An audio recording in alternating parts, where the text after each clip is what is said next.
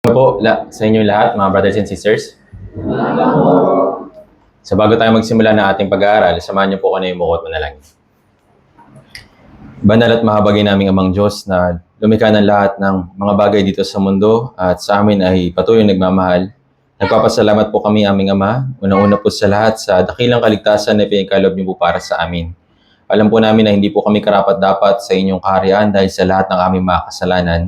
Ngunit dahil po sa dugo ng Panginoong Jesucristo na dumanak doon sa krus 2,000 taon na po ay nakakalipas, ay nalinis ang lahat naming mga kasalanan at nabigyan po kami ng pagkakataon na mapakinggan ang Ebanghelyo at sampalatayanan nito, kaya po nagkaroon po kami ng katiyakan sa pagpasok sa inyong kaharian.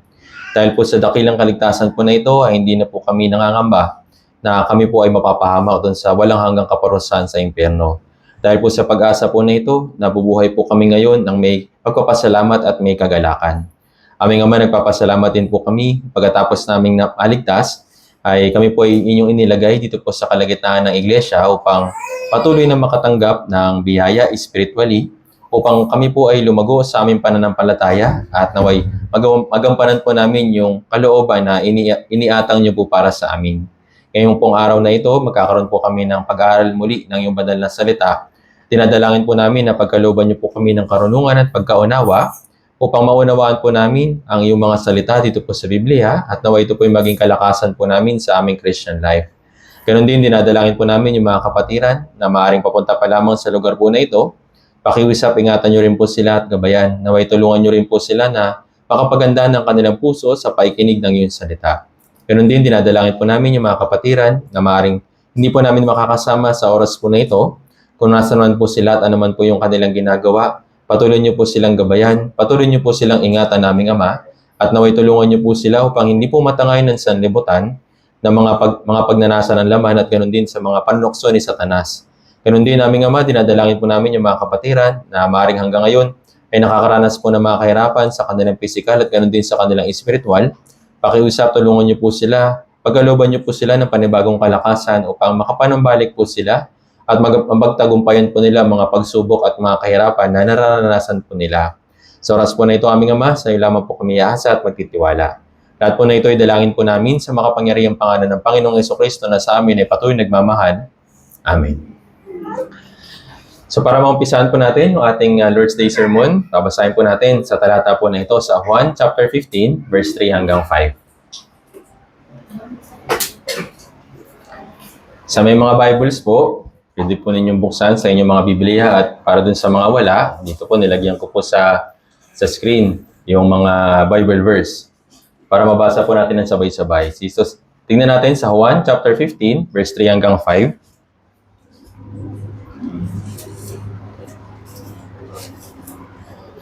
Sa Juan chapter 15, verse 3 hanggang 5, kung nakita na po, babasahin po natin ng sabay-sabay at dahan-dahan. Okay, sige po, basahin po natin ng sabay-sabay. 3, 2, 1. Kayo'y malilinis na sa pamamagitan ng salita na aking sinabi sa inyo. Kayo'y manatili sa akin at ako'y sa inyo, gaya ng mga sanga na hindi magbubunga buhat sa kanyang sarili, malibang nakakabit sa puno. Gayon din naman kayo, malibang kayo'y manatili sa akin. Ako ang puno ng ubas, kayo ang mga sanga. Ang nananatili sa akin at ako'y sa kanya ay siyang nagbubunga ng marami. Sapagkat kung kayo'y hiwalay sa akin, ay wala kayong magagawa. So muli, magandang umaga po, brothers and sisters. Kamusta po kayo? Okay, so sa biyaya ng Diyos, nakaraang linggo ay nagkaroon po tayo ng napakahalagang gawain ng Bible Seminar. Sa pamamagitan po ng pangunguna ng Diyos at ang Espiritu Santo, naidaos po natin ito na may pagtatagumpay. At dahil po sa pagmamahal at pag-ibig ng Diyos sa mga tao na nakapakinig, tinulungan niya yung mga tao na mapakinggan at siyempre maunawaan kung ano yung tunay na kaligtasan. Kaya naman, nais ng Diyos na malaman natin kung ano yung tunay na kaligtasan. Ito po yung ginagawa natin kaya hanggang ngayon, parang hindi pa dumadating yung Diyos, pero hindi ibig sabihin na hindi siya dadating. Nais niya na lahat ng tao ay maligtas. Kaya nandito po tayo para gawin kung ano yung kanyang kalooban. Ngayon, pagkatapos nating maligtas, anong utos ng Diyos para sa atin? Actually, nakalagay po dito. Sabi sa verse 3, sa may bandang itaas, sa may unahan, sabi diyan, kayo'y malilinis na sa pamamagitan ng mga salita o ng salita na aking sinabi sa inyo. Ano po ibig sabihin ng malilinis na? Bakit ba tayo naging malinis? Dahil po sa dugo ng Panginoong Jesucristo, ano po yung nilinis niya? Yung kasalanan po natin. Yung kasalanan natin na humaharang sa Diyos. Yung kasalanan na minana pa natin mula kay Adan at kay Eva. Yung kasalanan na dapat magdadala sa atin papunta sa kapahamakan sa impyerno. Pero sabi dito, kayo'y malilinis na. Hindi sa pamamagitan natin, kundi sa pamamagitan ng salita ng Diyos na napakinggan po natin dito po sa Biblia. Ngayon, tapos na ito. Sabi dito, kayo'y malilinis na. Ngayon, ano pong next?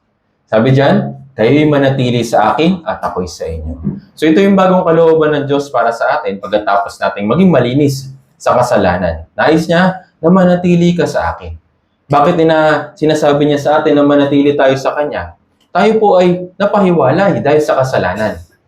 Malayo tayo sa Diyos dahil sa kasalanan. Ngayon, naalis na yung kasalanan. Kailangan na natin manumbalik sa Diyos. At hindi lang basta dapat bumalik, dapat manatili. Ano po ibig sabihin ng manatili? Tuloy-tuloy hanggang sa dumating siya. Ito po yung gagawin po natin ayon sa kalooban po ng Diyos. At sabi dito, binigyan tayo ng illustration ng Diyos kung ano yung relasyon ng isang puno at ng isang sanga. Sabi diyan, gaya ng sanga na hindi mabubunga buhat sa kanyang sarili maliban na kakabit sa puno. Gayon din naman kayo. Ngayon, sinasabi sa atin, kung ano daw yung relasyon ng puno at sanga. Ano po yung relationship? Relationship ng puno at sanga. Yung sanga ba? Siya ba yung magpuproduce ng puno? O yung puno yung nag-produce sa sanga? Tama po ba? So alam natin na mula sa puno, lalabas yung mga sanga. Then lalabas yung dahon, lalabas yung bunga. Dahil sa Diyos, tayo po ay naging sanga o maliliit na sanga. Sa pamamagitan po nito, maunawaan natin yung relasyon ng Diyos. At tayo, ngayon, bilang kanyang mga anak, tayo po'y nakakabit sa Kanya. Ngayon, kung tayo'y mananatiling nakakabit sa Kanya, ano pong mangyayari?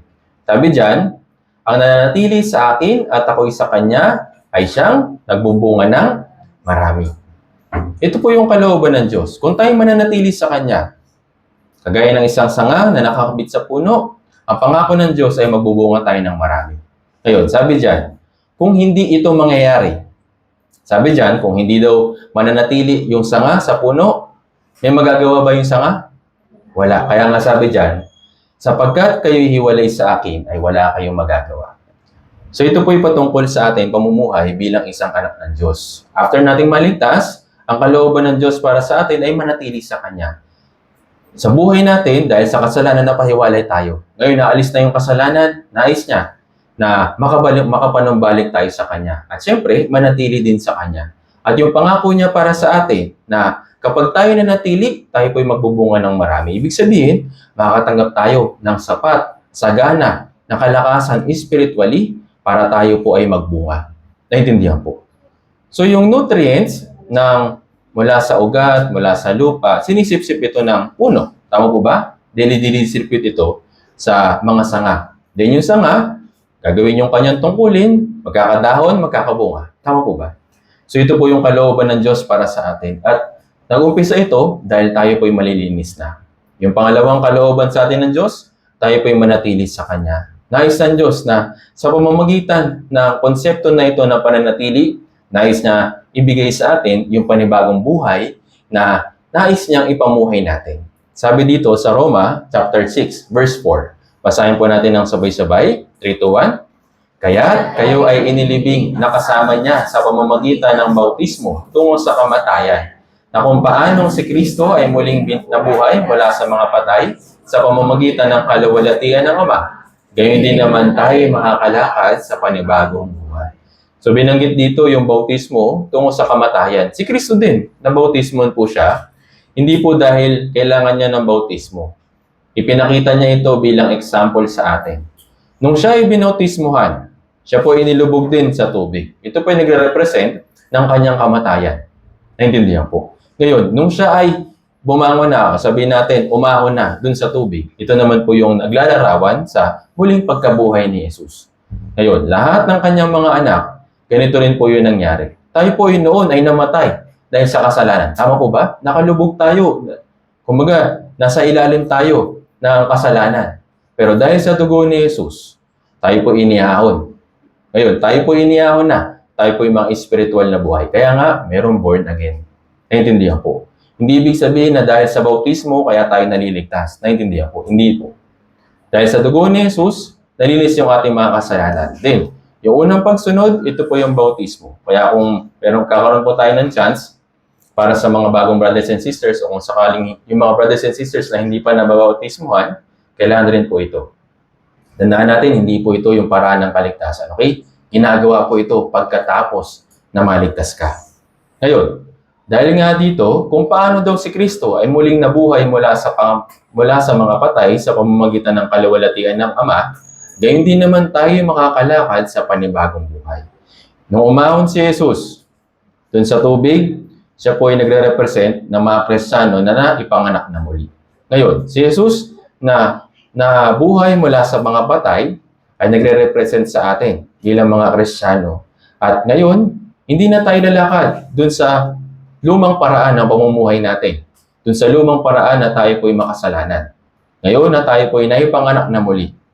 Na born again, meron na rin tayong panibagong buhay. Ano po yung panibagong buhay na ito? Ang tawag po natin dito, Christian life. Naintindihan po? Pamumuhay o panibagong buhay na dapat nating lakaran. Naintindihan po? Kaya naman, dahil nga tayo po ay may bagong buhay, buhay na sa Espiritu. Ngayon, dapat rin tayo na lumakad sa pamamagitan ng bagong daan na ibinigay ng Diyos para sa atin. Yung panibagong buhay ay dapat nating lakaran. Naintindihan po? Para mas maintindihan po natin, na-explain ko po. Yung kaligtasan ay tanging sa pamamagitan lang ni Jesus. Yung mismong pangalan ni Jesus, sabi dito, sapagkat ililigtas niya ang kanyang bayan sa kanilang mga kasalanan. So ito po yung pangalan ni Jesus. Ito po yung ibig sabihin ng pangalan niya, Jesus. Ano yung ibig sabihin? Magliligtas sa kanyang bayan sa kanilang mga kasalanan. So meron pa bang ibang paraan para maligtas yung tao? Wala na. Napag-aralan po natin ito last Bible seminar. At sabi rin dito sa Gawa chapter 4 verse 12. Basahin natin sabay-sabay. 3, 2, 1. Walang kaligtasan sa kanino pa man, sapagkat walang ibang pangalan sa ilalim ng langit na ibinigay sa mga tao na ating ikaliligtas. Sabi dito, walang ibang kaligtasan kanino pa man. Tanging sa pamamagitan lang ni Jesus. Tanging sa pamamagitan lang ng kanyang dugo, meron pong kaligtasan sa lahat ng mga tao. Naintindihan po. Kaya naman, sa pamamagitan nito, nagkaroon tayo ng bagong buhay. Dahil kay Jesus, meron panibagong buhay. At dahil kay Jesus, tayo rin po ay tinubos na mula sa lahat ng ating mga kasalanan. Sabi dito sa Tito, chapter 2, verse 14. Basahin natin sabay-sabay. 3, 2, 1. Siya ang nagbigay ng kanyang sarili alang-alang sa atin upang tayo matubos niya sa lahat ng mga kasamaan at pakalinisin para sa kanyang sarili ng sambahayang pag-aari niya na masigasig sa mabubuting gawa. Sabi dito, siya, ito si Jesus, nagbigay ng kanyang sarili alang-alang sa atin. Ngayon, sabi dito, upang tayo matubos niya sa lahat ng mga kasamaan. Ibig sabihin, sa lahat ng mga kasalanan. Ginamit niya o inialay niya yung kanyang sarili para lang tayo po'y matubos. Naintindihan po. Tayo po'y may pagkakautang sa kasalanan at dapat natin itong pagbayaran doon sa impyerno. Pero para hindi yun mangyari, si Jesus yung tumubos sa atin. Merong nagbayad sa halip natin. Naintindihan po. Kaya nga, nakalagay po dito, upang tayo matubos niya sa lahat ng mga kasamaan. Kaya kailangan po natin ito maging malinaw. Kasi marami mga tao sa panahon po natin ngayon, iniisip nila na sa pamamagitan daw nila, sila ay maliligtas. Oo, si Jesus, siya ay namatay dun sa krus, dumanak yung kanyang mahalagang dugo. Maganda yan, good news yan. Pero, kailangan ko ng ganito. Kailangan ko ng ganyan. Kailangan ko pa rin maging masigasig. Kailangan ko pa rin umattend sa church. Kailangan ko pa rin magbasa ng Bible. Kailangan ko pa rin mag-pray. Kailangan ko mag-offering. Nakadepende ba sa atin yung kaligtasan? Maraming mga tao dito po nalilito. Yes, alam nila na si Jesus namatay dun sa krus, pero umasa sila sa kanilang sarili. Bigyan ko po na kayo ng isang example. Kagaya rin po, sa last Bible seminar natin, explain din po ito ni Evangelist. Meron 3 F. Fact, faith, tsaka feelings. Ngayon, ano po yung dapat na mauna? Nalaman natin na dapat ang pangunahing manguna o dapat na unang magkaroon ay yung katotohanan. Dahil alam mo yung katotohanan, siyempre, mananampalataya ka. At dahil meron kang pananampalataya, siyempre, masaya ito sa pakaramdam. Naintindihan po. Hindi pwedeng baliktad. Hindi pwedeng paganyan.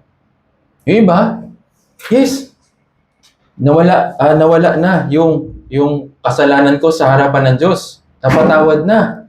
Meron na akong buhay na walang hanggan. Pagkatapos ng Bible seminar, yes, masaya po talaga. Tama po ba? Pero pagtipas ng ilang araw, dahil umarap na sila sa mga iba't ibang mga kahirapan, iba't ibang mga pagsubok, inisip nila, teka lang, ligtas ba talaga ako? Bakit ganito ang hirap ng buhay ko? Parang hindi talaga ako ligtas eh. So dahil dun, umaasa lang siya sa pakiramdam niya. Kapag mabuti yung sitwasyon, ligtas daw. Pero pag masama yung sitwasyon, magulo, nawawala daw yung kaligtasan.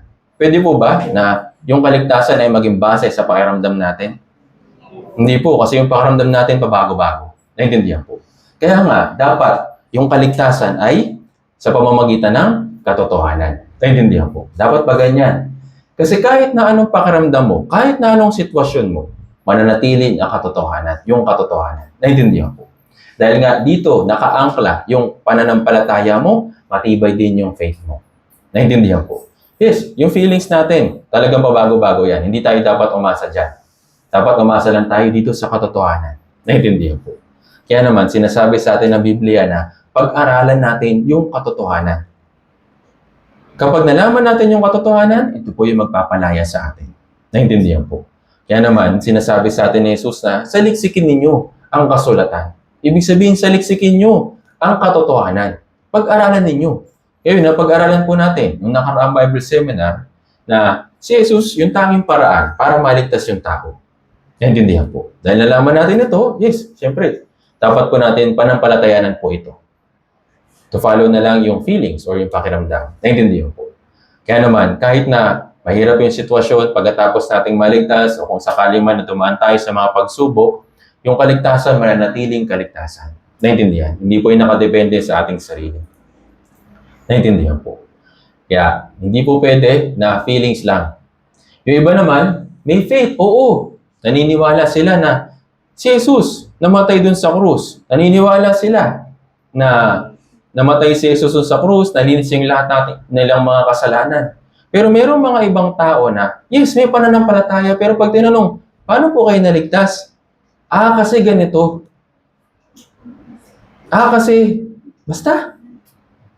Pwede ba yun? Na walang basihan yung pananampalataya? Tawag po doon, bulag na pananampalataya.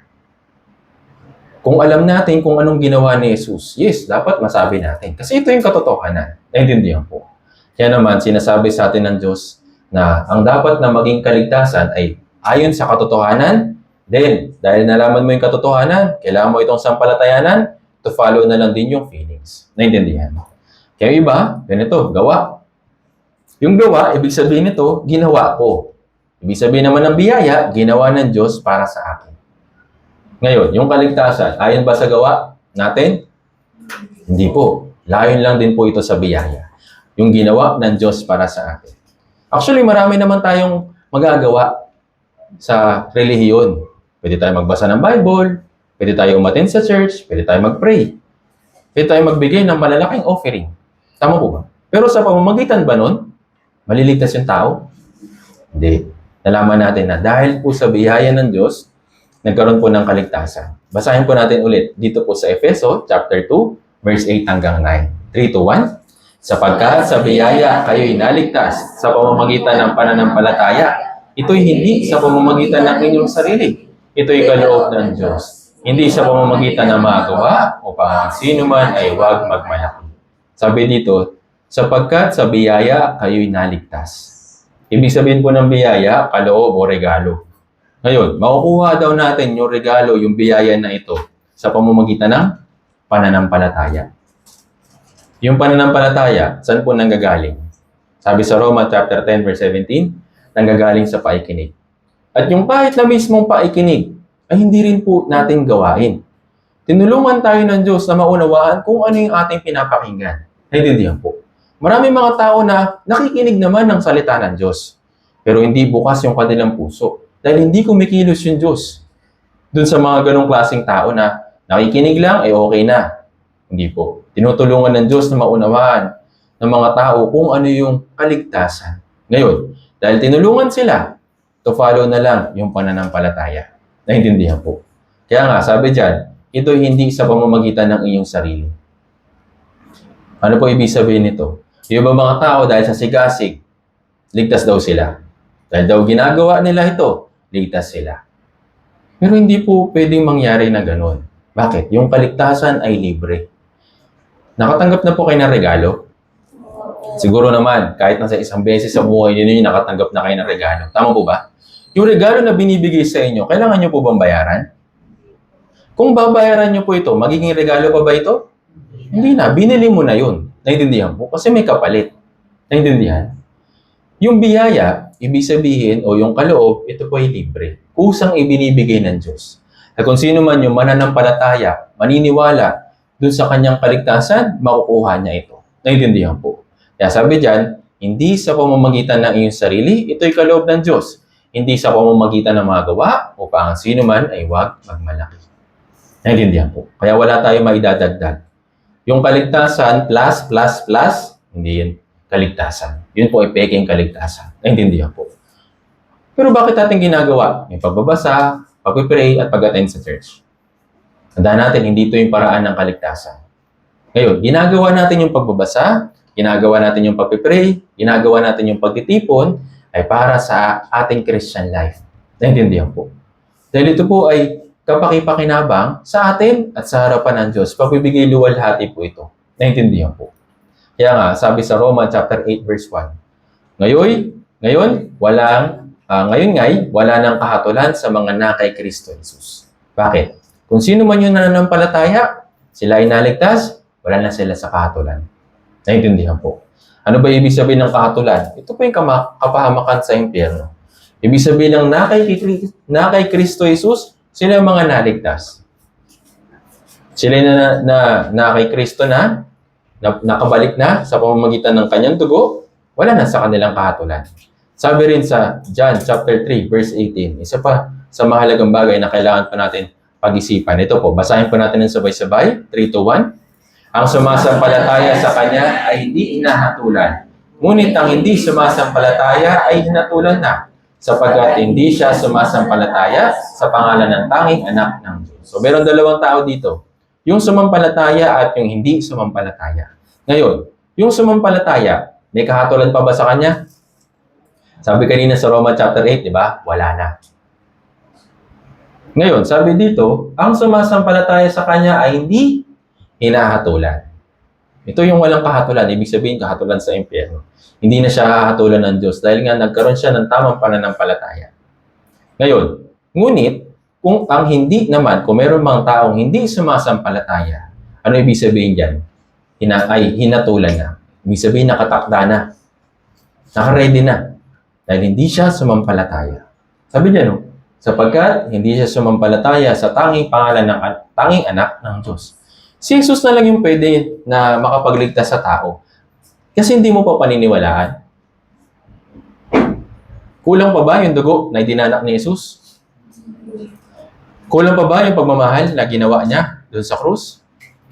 Actually, yung pagliligtas na ginawa niya sa atin, sobra-sobra pa. Kaya sabi sa Hebreo chapter 9, verse 12, walang hanggang katapusan. Ano ba ibig sabihin ng walang hanggan? Walang katapusan. Naintindihan po? Hindi na uubos. Dahil ito po'y katotohanan, kung hindi mo pa paniniwalaan ito, dito papasok ngayon na nakaready na sa iyo yung kahatulan. Dahil wala nang paraan para maligtas maliban kay Jesucristo. Naintindihan po. Kaya nga, sabi sa Efeso chapter 2, verse 13, basahin natin sabay-sabay, 3-1. Sabalit ngayon ay na kay Kristo Jesus. Kayo na noong una ay malayo, ay inilapit sa pamamagitan ng dugo ni Kristo. So, sabi dyan, ngayon ay na kay Kristo. Yung mga tao na naligtas, na kay Kristo na. Kayo noon, malayo dahil sa kasalanan, nakalapit tayo dahil sa dugo ni Kristo. Hindi po dahil sa ating sigasig, hindi po dahil sa ating mga gawa. Tanging sa pamamagitan na ng dugo ni Kristo. Kaya sabi sa 1 chapter 5 verse 24, basahin natin sabay-sabay, 3-1. Katotohanan ang sinasabi ko sa inyo, ang nakikinig ng aking salita at sumasampalataya sa Kanya na nagsugo sa akin ay may buhay na walang hanggan. at hindi darating sa kahatulan, kundi lumipat na sa buhay mula sa kamatayan. Dati po, tayo po ay patungo sa daan ng kamatayan, papunta sa impyerno. Naintindihan po. Wala tayong magagawa para alisin yung sarili natin doon. Pero, dahil sa pag-ibig ng Diyos para sa atin, tinulungan niya tayo. Kaya nga tawag sa kanya, tagapagligtas. Naintindihan po. Sabi dito, kung sino man daw yung nakikinig sa kanyang salita, ibig sabihin salita ng Diyos, at sinampalatayan na naniwala, may buhay na walang hanggan. Ano po ibig sabihin ng buhay na walang hanggan? Wala na sa kanya yung kahatulan. Nailipat na siya mula sa kamatayan patungo sa buhay. Nalipat siya mula sa impyerno o daan papuntang impyerno, nalipat na siya papunta sa daan patungo sa langit. Naintindihan po. Dahil lang po ito sa pananampalataya. Naintindihan po. Kaya yung pananampalataya ay mahalaga. Dapat alam po natin kung ano yung sinasampalatayanan natin. Dapat galing dito. Hindi ito dahil sa sariling sigasig o dahil sa, ay, tinuro kasi ng pastor. Nung napakinggan ko sa Bible seminar, sabi niya, ligtas na ako, kaya ligtas na ako. Hindi po pwedeng ganun. Hindi po dahil sa tao. Dapat galing dito. Naintindihan. Kaya nga, kailangan natin pag-aralan ito. Kailangan pag-aralan ito ng mga tao para malaman nila kung ano yung tunay na kaligtasan. Naintindihan. So ngayon, para mas higit natin maintindihan kung gaano kalaki yung plano ng Diyos para sa Ebanghelyo, para sa atin, inihanda na niya ito mula pa sa Old Testament. Kaya yung mga shadows sa lumang tipan ng Ebanghelyo, ito po yung pag-aaralan po natin. Kaya na sinabi sa John chapter 5, verse 39, sabi dito, ang mga kasulatan, ito yung Bible, nagpapatotoo tungkol kanino? Sabi dito, nagpapatotoo tungkol sa akin. Yung buong 66 books, lahat po ito, nagpapatotoo tungkol kanino? Kay Jesus, kay Jesus Christ. Kaya pati sa Old Testament, inihahanda na siya kung paano siya magiging tagapagligtas. Naintindihan po. Kaya naman, tignan natin yung iba't ibang mga illustration tungkol sa kaligtasan na ginawa ni Jesus dun sa krus. So bago dumating si Kristo dun sa krus, bago siya mamatay, sa Genesis pa lang, inihanda na ng Diyos yung kasuotang balat para dun sa mag-asawa. Balikan natin yung kwento ng mag-asawa. Sabi dito sa Genesis chapter 3, verse 7, pagkatapos po nilang kainin yung pinagbabawal na bunga, ano pong nangyari sa kanila? Basahin natin. Genesis chapter 3, verse 7. 3, 2, 1. At mayroon nabuksan ang kanilang mga mata at nalaman nilang sila'y mga hubad. Kasama silang nagtali ng mga dahon ng puno ng higos at kanilang ginawang malaki. So, pagkatapos nilang kainin, ano pong nangyari? Nabuksan yung kanilang mga mata. Ibig sabihin, nalaman nila na sila ay hubad.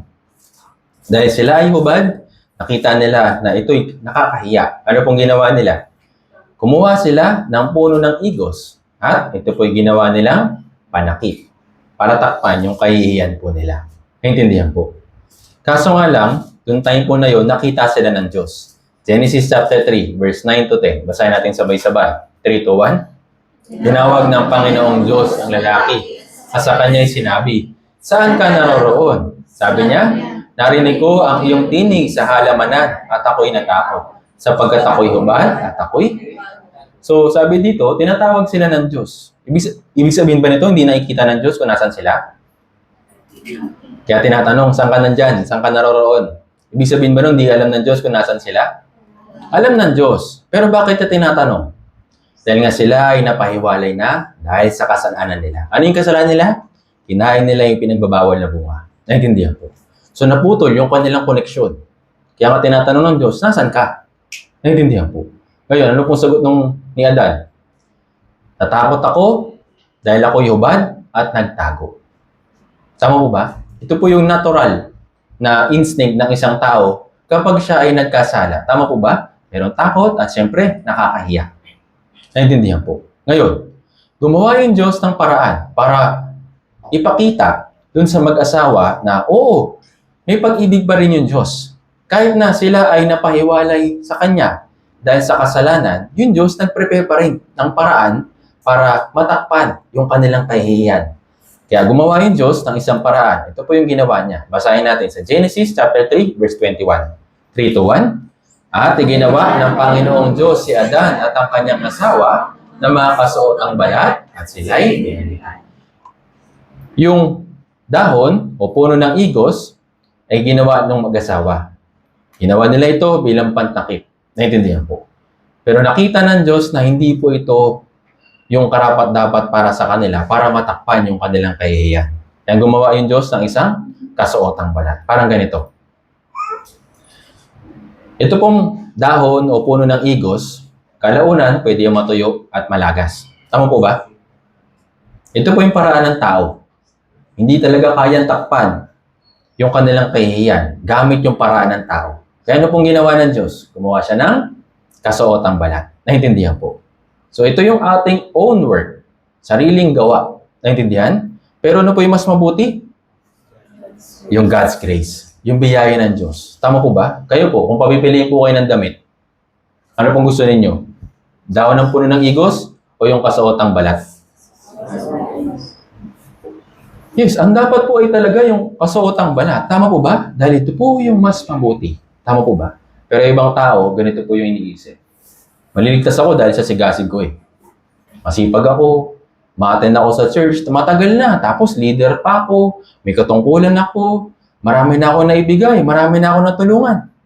Kaya sa palagay ko, pupunta ako sa langit. Ganyan po yung iniisip ng iba. Akala nila dahil sa performance nila o sa ginawa nila, kaya sila mariligtas. Pero nalaman po natin na yung Diyos, mananatili sa kanyang kalooban. Na ang kanyang kalooban ay ang kaligtasan ay sa pamamagitan lang ni Jesus. Naintindihan po. Kaya sabi sa Isaiah 64 verse 6, sabi dito, yung lahat naming katwiran ay naging parang maruming kasuotan. Kagaya nung puno ng igos, yung mga dahon, kagaya lang siya ng maruming kasuotan. Hindi permanente, temporary lang. Tama po ba? At gawa pa ng tao. Anong sabi ng Diyos? Yang katwiran ng tao, yan po ay parang maruming kasuotan. Naintindihan po. Ibig sabihin, baliwala. Ito po yung sinasabi sa atin ng Biblia na kaya hindi tayo dapat umasa sa sarili nating gawa. Dapat lang po ay sa pamamagitan ng biyaya. Kaya naman sinasabi sa atin ng Diyos na hindi tayo pwede dyan. Kaya sabi sa Tito, chapter 3, verse 5. Basahin natin sabay-sabay. 3 to 1. Iniligtas niya tayo, hindi dahil sa mga gawa na ating ginawa sa katwiran, kundi ayon sa kanyang pahabagan, sa pamamagitan ng paghuhugas ng muling kapanganakan at ng pagbabago sa pamamagitan ng Espiritu Santo. Iniligtas niya tayo. Opo, may kaligtasan. Pero, hindi dahil sa ating mga ginawa. Ito yung ating sariling katwiran. Actually, sa panahon po natin ngayon, di ba, napakaraming mga relihiyon, napakaraming mga gawang tao na paniniwala na ikinakalat o kumakalat sa panahon po natin ngayon. Sinasabi nila na, kailangan mo itong gawin para ikaw ay makasigurado sa kaligtasan. Kailangan mo ganito. Kailangan mo ganyan. Palagi po nilang inihaharap yung gawa ng tao. Pero hindi nila sinasabi kung ano yung katotohanan. Kaintindihan po. Kaya yung God's grace ay napakahalaga o yung biyaya ng Diyos. Sabi dito, iniligtas niya tayo, hindi dahil sa mga gawa na ating ginawa sa katwiran, kundi ayon sa kanyang kahabagan. Ano po ibig sabihin ng kahabagan? Awa. Naawa yung Diyos sa atin. Dahil kahit na anong sikap natin, kahit na anong sigasig natin, hindi natin magagawang iligtas yung ating sarili. Kaya kinahabagan niya tayo. Naintindihan po. Itong word po na ito, kapag mababasa po natin ito, maalala natin yung kwento tungkol dun sa maniningil ng buwis. Yung maniningil ng buwis, ano po yung sinabi niya dun sa Diyos? Nung nag-pray siya. Sa Lucas chapter 18, verse 13, Diyos, mahabag ka sa akin na isang makasalanan. Mahabag, ibig sabihin maawa. Ngayon, kinahabagan ba siya ng Diyos o hindi? Yes, kinahabagan po siya. Naintindihan po. Dahil po sa kahabagan ng Diyos, iniligtas yung tao na maniningil ng buwis. Kahit na sa lipunan, talagang, sabihin natin, salot sila. Dahil sila ay gumagawa ng mabibigat na kasalanan sa kapwa nila.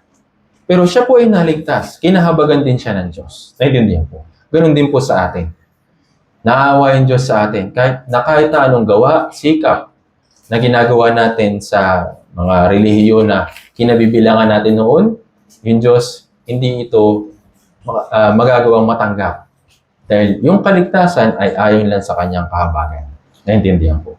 Sa pa pong halimbawa, Yun ang handog ni Abel. Yung si Abel, siya po isa sa mga anak ni Adam and Eve. So si Abel, meron siyang isang kapatid, si Cain. At ito pong kwento na ito, nagpasimula sa Genesis chapter 4. So itong dalawang magkapatid na ito, nagnain sila na magbigay ng handog sa Diyos. Kaya nagkaroon sila ng time para mag-prepare na ihahandog sa Diyos. Ngayon, nung ready na, inihandog nila ito sa Diyos. Kaso nga lang, sa kanila, isa lang sa kanila yung tinanggap na handog ng Diyos. Basahin natin sa Genesis chapter 4, verse 3 to 5. 3 to 1. Sa paglipas ng panahon, ay nagdala si Cain ng isang handog sa Panginoon mula sa bunga ng lupa. Nagdala rin si Abel ng mga panganay ng kanyang kawan, ang taba ng mga iyon, at pinahalagahan ng Panginoon si Abel at ang kanyang handog. Subalit hindi niya pinahalagahan si Cain at ang kanyang handog. Galit na galit si Cain at nagingit-ngit ang kanyang mukha. So sa kwento po na ito, sino po yung o kaninong handog yung tinanggap? Kay Abel. Ngayon, dun sa handog ni Cain, tinanggap po ba? Hindi. Sabi dito, si Cain, naghandog siya sa Panginoon ng bunga ng lupa. Ngayon, si Abel, ano po yung inihandog niya? Nagdala siya ng panganay ng kanyang kawan, ang taba ng mga iyon. Parang ganito, para mas maintindihan po natin. Si Cain, sa mga root crops o sa mga tanim. Naintindihan po? Si Abel naman, ano po yung dinala niya? Mula dun sa kanyang kawan. Naintindihan po?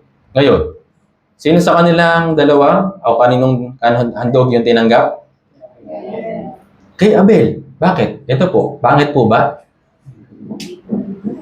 Actually, kung gugugol ka o gugugulin mo yung mahabang panahon, makakapag-produce ka ng magagandang ani. Tama po ba? Kailangan mo magtanim, kailangan mo magbungkal, tapos aalagaan mo, babantayan mo, didiligan mo, tatanggalin mo yung mga basura, iingatan mo siya mula sa mga peste. Tama po ba? Kaya itong gawain na ito ay talagang hindi natin mapapantayan. Kumbaga, dahil masigasig siyang gumawa para ma-produce lang yung magagandang ani. Naintindihan po. Pero itong si Abel, ano pong dinala niya?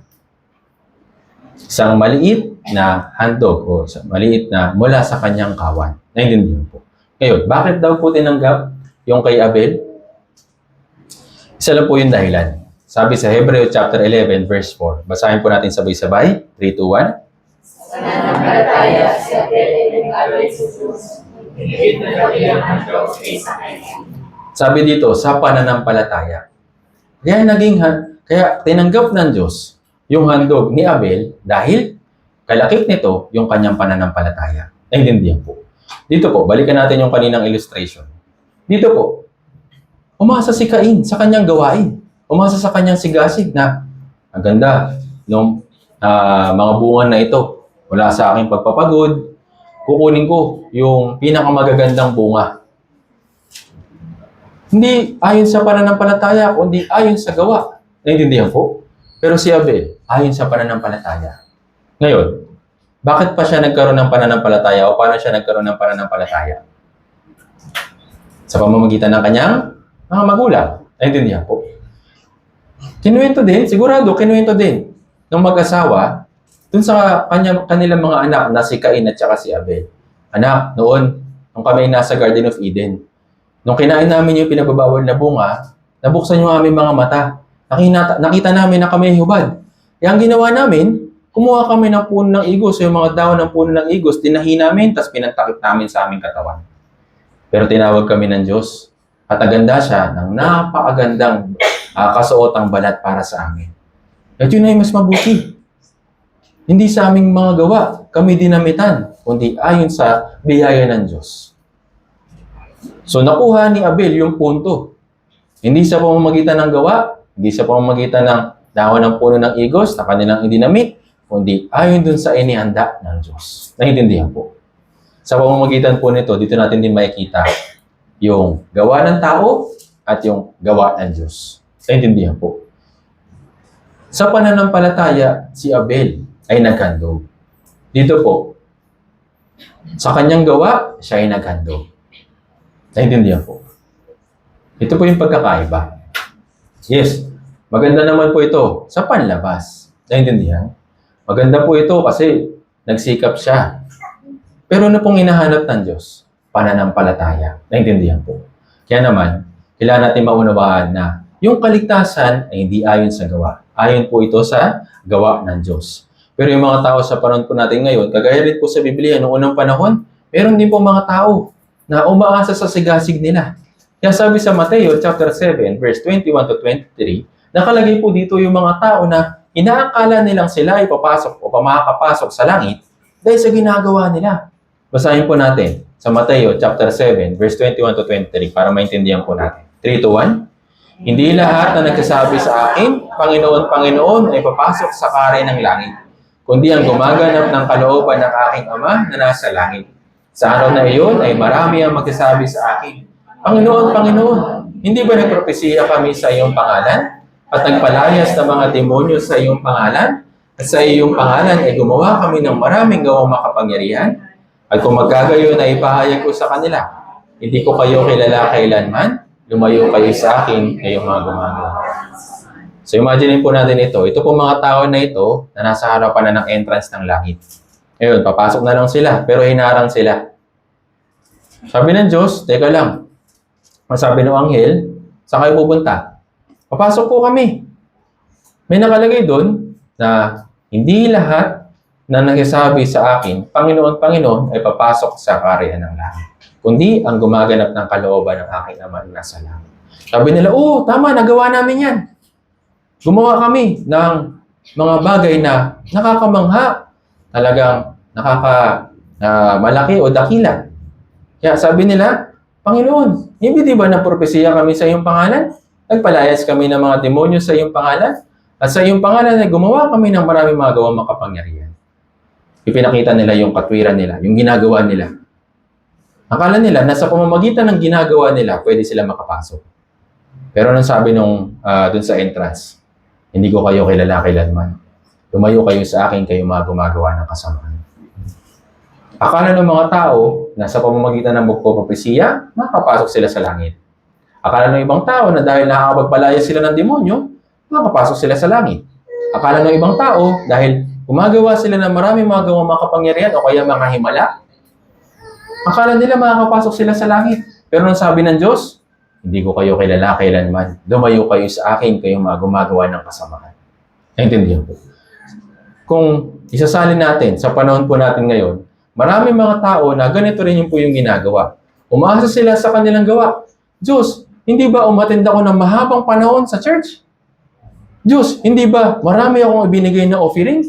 Diyos, hindi ba naging leader ako sa church? Di ba napakarami kong naitulong sa ibang mga tao? Napakarami kong nagawa na paglilingkod sa ibang tao. Pero ang sasabihin ng Diyos, sino ka? Hindi kita kilala. Lumayo ka sa akin, ikaw na gumawa ng kasamaan. Tandaan natin, yung gawa ng tao ay kailanman hindi magiging paraan para sa kaligtasan ng tao. Tanging sa pamamagitan na ng dugo ni Jesus. Naintindihan po. Kaya, huwag tayong umasa sa ginagawa natin. Huwag tayong umasa dun sa mga sigasik natin. Umasa tayo dun sa sinasabi ng Biblia. Naintindihan po. Kaya sabi dito, sa Roma chapter 10 verse 2, yung mga tao na yun, may sigasig sila. Pero, hindi ayon sa kaalaman. Sabi sa Roma chapter 10 verse 2, sila yung may sigasig para sa Diyos. Nagpapalayas ang demonyo, nangangaral ng salita ng Diyos, gumagawa ng himala, nagbibigay ng offering, umaattend ng matagal na panahon, tapos naglilingkod. Marami silang ginagawa. Pero hindi naman ayon sa kaalaman, hindi pa rin sila makakapasok sa langit. Naintindihan po. Kaya naman, tandaan po natin na yung kaligtasan ay biyaya ng Diyos. Ibig sabihin ng biyaya, kaloob, regalo, libre. Naintindihan? Kaya sa pamamagitan po ng kwento ni Cain at Abel, dito natin makikita na illustration kung paano magliligtas yung Diyos sa atin sa pamamagitan po ng biyaya. Naintindihan? Next. Nagbigay din yung Diyos ng isang illustration sa Old Testament sa pamamagitan po ng kwento tungkol sa kordero ng Paskwa. Ito pong kordero ng Paskwa, nangyari po ito nung yung mga Israelita ay nasa Egypt. Mahabang panahon sila nanirahan doon. Pero yung time na sinabi na sa kanila ng Diyos na umalis na kayo dyan at bumanda kayo dun sa lupain na ibibigay ko sa inyo, si Faraon, yung masamang Faraon, nung time po na yon, ayaw silang paalisin. Dahil nung time na yon, sila yung mga alipin. Sa loob ng 400 years, imagine po ninyo. Sa loob ng mahabang panahon na iyon, naglingkod yung mga Israelita sa kanila. Kaya kung aalis sila, mawawalan sila ng alipin. Tama po ba? Pero yung Diyos, sigurado sa kanyang kalooban na kailangan nilang umalis at maging malaya. Pero yung Faraon na ito, yung masamang Faraon, ayaw niya. Kaya para puksain at para pagpakumbabain yung Faraon na ito, gumawa yung Diyos o nagpadala yung Diyos ng 10 salot. Dun sa ika-10, ang sabi niya, ito yung mangyayari na sumpa sa kanila. Exodus chapter 11, verse 5. Basahin natin ng sabay-sabay. 3, 2, 1. Lahat ng mga panganay sa lupain ng Ehipto ay mamamatay. Mula sa panganay ng Faraon na nakaupo sa kanyang trono, hanggang sa panganay ng aliping babae nasa likuran ng gilingan, at ang lahat ng mga panganay ng mga hayop. Anong sabi ng Diyos sa huling salot? Yung pang-10. Lahat ng panganay sa lupain ng Ehipto ay mamamatay. Ngayon, kung hindi sila aalis, makakasama sila na mapupuksa. Ang kalooban ng Diyos para sa kanila ay umalis. Pero bago umalis sila, yung Diyos nag-utos. Para hindi kayo madamay sa mapupuksa o para hindi mamatay yung inyong mga panganay, gumawa kayo ng isang o gawin ninyo kung ano yung instruction ko. Sabi sa Exodus chapter 12, verse 3, ito po yung instruction ng Diyos para sa mga Israelita, para hindi sila o para hindi mamatay yung kanilang panganay na lalaki. Basahin po natin. Ang sabay-sabay, 3, 2, 1. Sabihin ninyo sa buong kapulungan ng Israel, sa ika-10 araw ng buwang ito, ay kukuha ang bawat lalaki sa kanila ng isang kordero, ayon sa mga sambahayan ng kanilang mga ninuno. Isang kordero sa bawat sambahayan. So ano pong instruction ng Diyos? Sa ika-10 araw ng buwang ito, kukuha kayo ng isang o ng bawat isa ng bawat lalaki sa kanilang kordero. So, ibig sabihin, bawat bahay. Sabi dyan sa bandang ibaba. Isang kordero sa bawat sambahayan. Naintindihan po. Ngayon, kapag nakuha na nila, ano yung sunod na instruction? Basahin natin sa verse 5 hanggang 7. 3, 2, 1. Ang inyong kordero ay walang kapintasan. Isang lalaki na 1 taong gulang. Inyong kukunin ito sa mga tupa o sa mga kambing.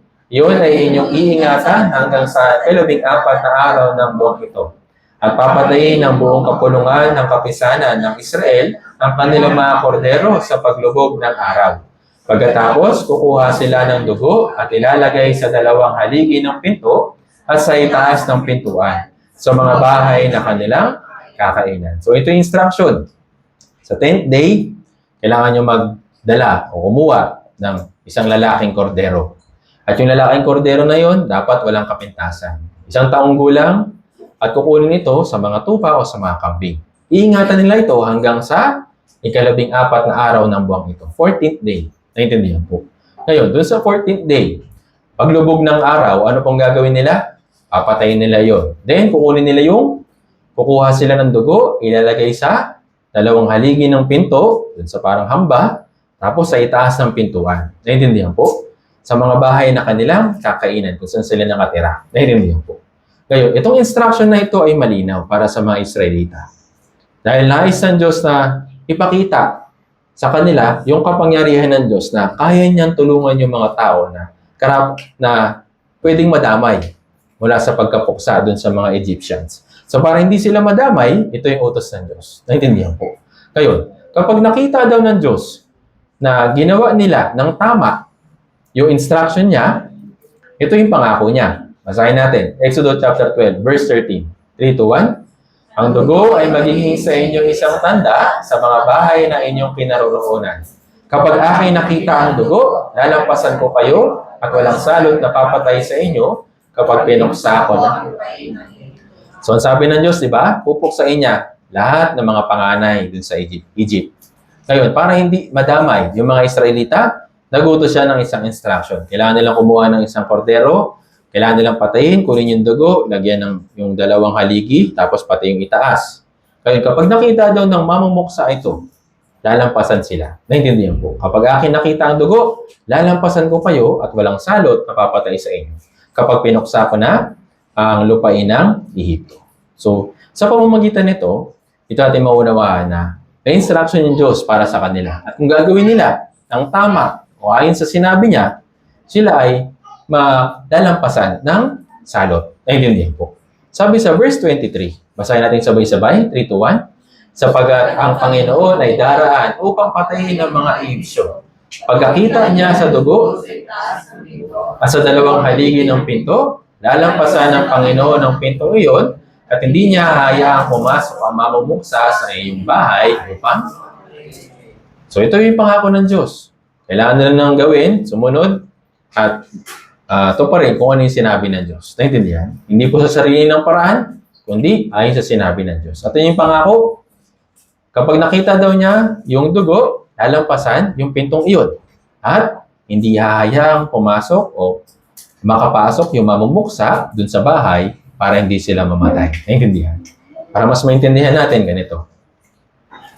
So, bawat bahay dun sa Egypt, kung saan nakatira yung mga Israelita, kailangan nilang lagyan yung itong dalawang hamba, tapos dun sa taas. Naintindihan? Kapag nakita daw ng Diyos, mamamatay yung panganay o hindi? Hindi. So, ito yung kailangan nilang gawin. Pero para mas maintindihan natin, bigyan ko po kayo ng konting illustration. Dito po, yung isang bahay, sabi niya, para nakakadiri naman yung dugo, mabaho, ang tawag doon, malansa.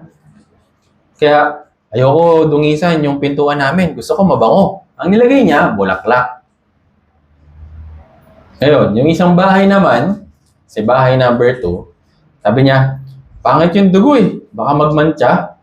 Kaya ang gamitin ko na lang ketchup para madali linisin. Kulay din naman dugo, kulay pula. So ito yung ginawa ni bahay number 2. Si bahay number 3, sabi niya, masyadong cheap yung dugo. Kaya ang nilagay niya, mamahaling mga bato. Yung mga precious jewels. So yung nilagay niya. Nilagay niya para maganda, magmukhang mayaman. Sa bahay number 4, siya yung sumunod.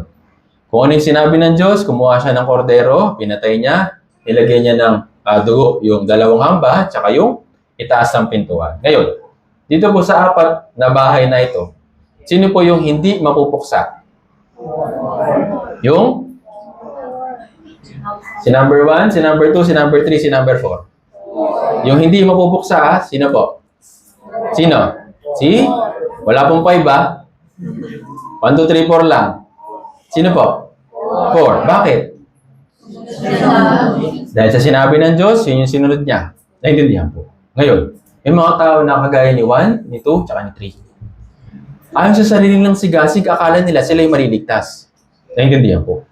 Yung ibang mga tao, siguro, yun nga, may sigasig sila, masipag, talagang grabe yung dedication nila sa paglilingkod. Pero kung hindi naman ito yung paraan ng kaligtasan, hindi yun obra. Naintindihan? Ganon din si 2, ganon din si 3. Tandaan po natin, yung kaligtasan ay sa pamamagitan po ng dugo. Hindi sa pamamagitan ng sariling sigasig. Naintindihan po. Kaya nga, sa pamamagitan po ng kordero ng Pasko, ay pinapakita sa atin na si Kristo yung kordero ng Pasko. Siya yung kordero na naialay na. Namatay siya dun sa krus. Tama po ba? At kung sino man, yung manampalataya sa Kanya, yung Kanyang buong katawan ay napinturahan o nabuhusan na ng dugo. Tatakpan na. Naintindihan po. Kaya naman, kailangan natin na malaman yung bagay na ito para hindi po tayo malito, para hindi po tayo madaya. Naintindihan po. Si Jesus Christ, yung kumakatawan sa New Testament na kordero. Ano ibig sabihin ng kordero? Yung hayop na papatayin para dumanak yung dugo para gamitin ng mga Israelita sa Old Testament. Sa New Testament, sino po yung kordero ng Pasko? Si Jesus Christ. Kaya sabi dyan, si Kristo, ang kordero ng ating Pasko ay naialay na. Tapos na o hindi pa? Yes, tapos na. Ito po yung ibig sabihin ng kamatayan ni Jesus dun sa krus. Naintindihan po. Pero bigyan ko po ng isang halimbawa. Sa 4 na tao po na ito, Si bahay number 1, nakatira po siya. Dito, marami po siyang kasalanan. Ito pong lalaki po na ito. Si bahay number 2 naman, yung nakatira dyan, pangit. As in literal na pangit. Itsura, ganyan. Si bahay number 3 naman, mahirap lang siya. Tukha. Wala siyang pera. Tapos si bahay number 4 naman, itong tao na ito, hindi siya nakapag-aral. Pero, meron silang isang bagay na magkakapareho. Ano po yung mga bagay na magkakapareho sa kanila? Bawat isa sa kanila, nilagay nila o sinunod nila kung ano yung sinabi ng Diyos. Naintindihan po. Kaya regardless, kung siya ay may kasalanan, kung ito ay pangit, kung ito ay mahirap, at yung isa ay hindi man nakapag-aral, pero kung lahat sila sumunod sa sinasabi ng Diyos, mapupuksa o hindi? Hindi. Naintindihan po. Same din, yung kaligtasan ay libre. Walang pinili yung Diyos na iligtas. Hindi niya pinili yung mayayaman, hindi niya pinili yung konti lang yung kasalanan, hindi niya pinili yung mga pogi at magaganda, hindi niya pinili yung mga hindi nakapag-aral o yung merong magandang educational background. Naintindihan po. Dahil nga yung Diyos, nagnanais na lahat ng tao ay maligtas. Naintindihan po. Yun po yung kaligtasan na ginawa ni Jesus, wala siyang pinili. Kung sino man yung mananampalataya, maniniwala, at susundin kung ano yung sinabi ng Diyos sa Biblia, yes, sila po ay hindi mapupuksa. Naintindihan po. Yan naman, sinasabi sa atin ng Diyos na si Jesus Christ, yung kordero ng Pasko, ay naialay niya. Bakit? Inialay niya yung kanyang sarili voluntarily, regardless ng ating kondisyon. Naintindihan po. Hindi man tayo physically na maganda or sabihin natin na pogi, kahit na mahirap lang tayo, kahit na hindi tayo nagkaroon ng matataas na educational background, pero yung Diyos, namatay pa rin siya para sa lahat. Namatay siya ng walang kondisyon. Naintindihan po. Kaya sabi sa Isaiah 53 verse 7, basahin po natin sabay-sabay.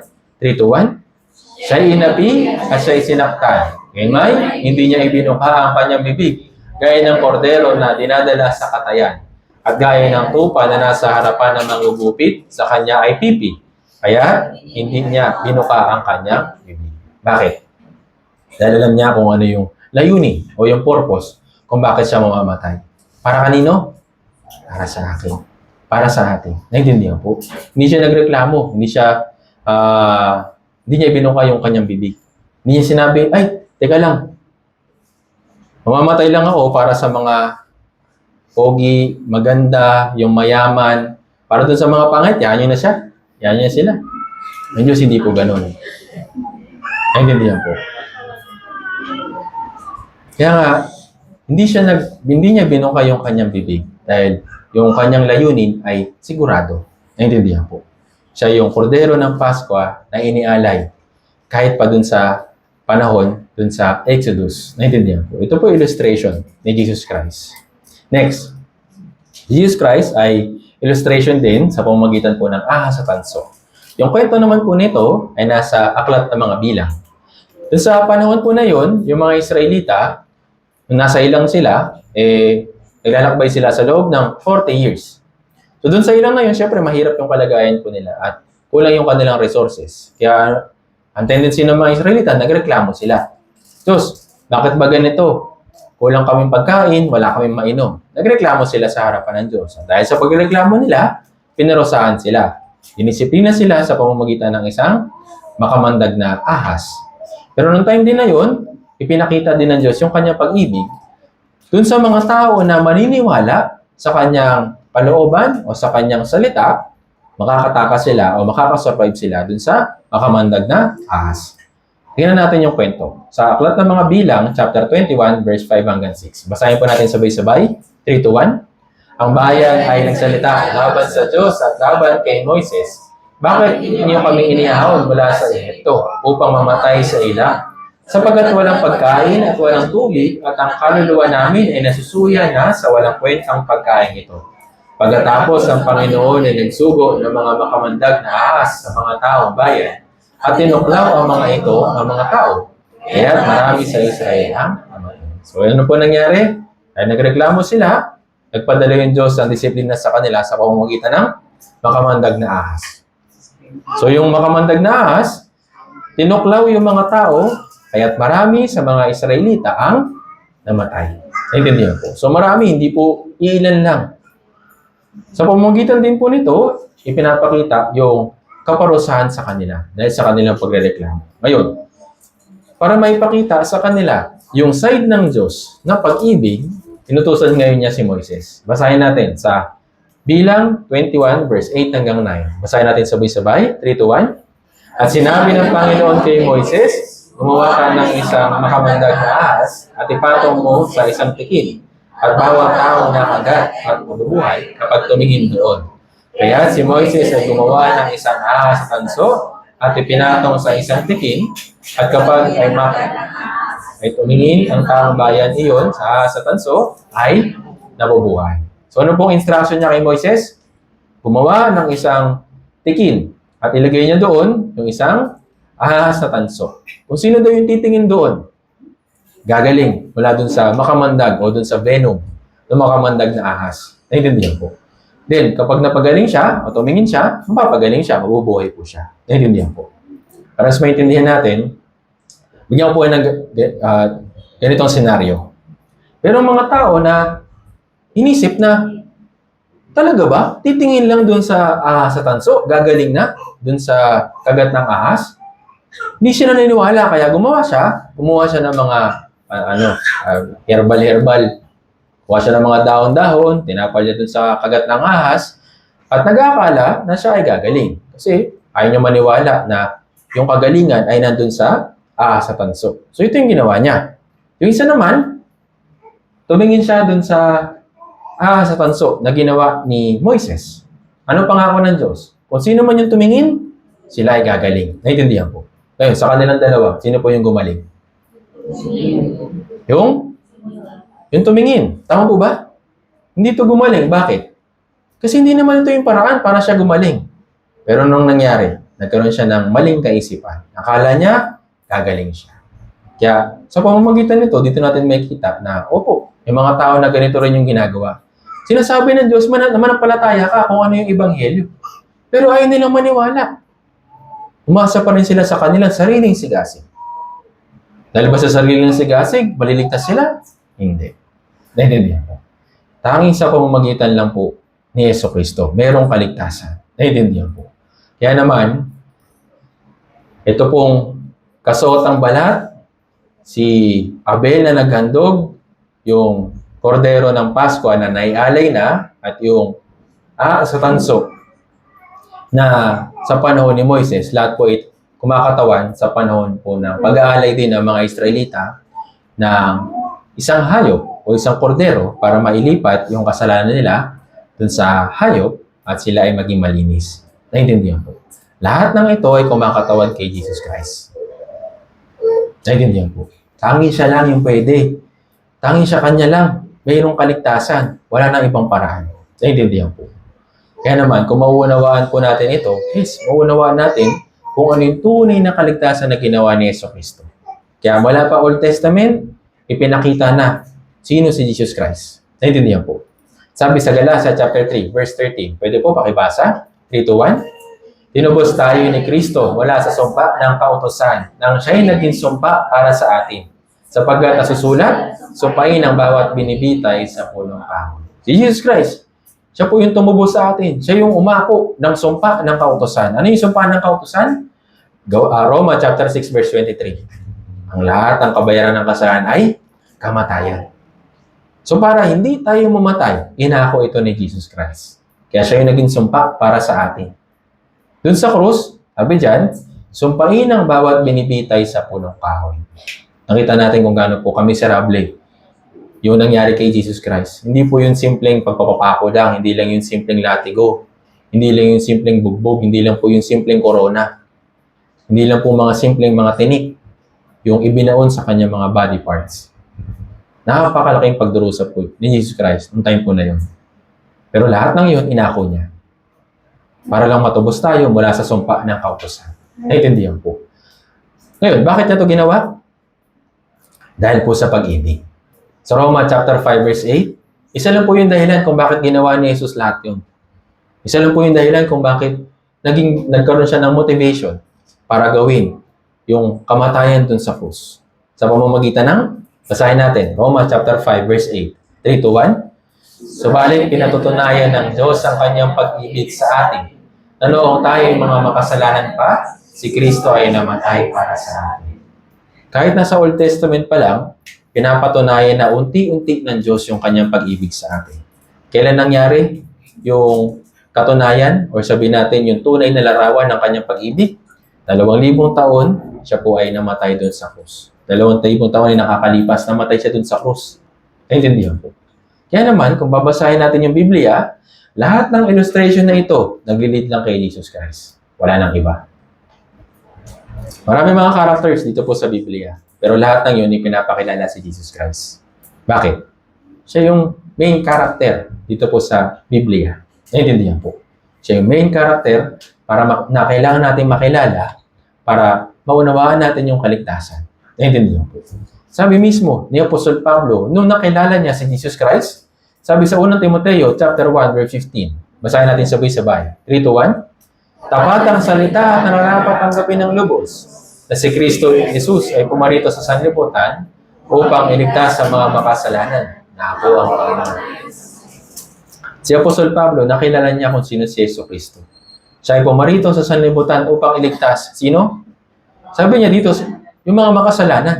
Pero para sa kanya, sino po yung pinaka-number 1 na makasalanan? Siya. Ganun na lang nakilala ni Apostol Pablo yung kanyang sarili. Nirecognize niya na siya yung makasalanan. Pero in-acknowledge din niya kung sino si Yesu Kristo para sa kanya. Naintindihan mo? Sino si Yesu Kristo? Siya po yung pumarito sa sanlibutan upang iligtas si Apostol Pablo. Pero si Apostol Pablo lang ba yung iniligtas? Sabi diyan, pumarito sa sanlibutan. Sino po yung mga tao na yun? Yung mga nakakulong, yung mga kriminal? O yung mga mababait, yung mga mapagbigay at mga masigasig? Hindi po.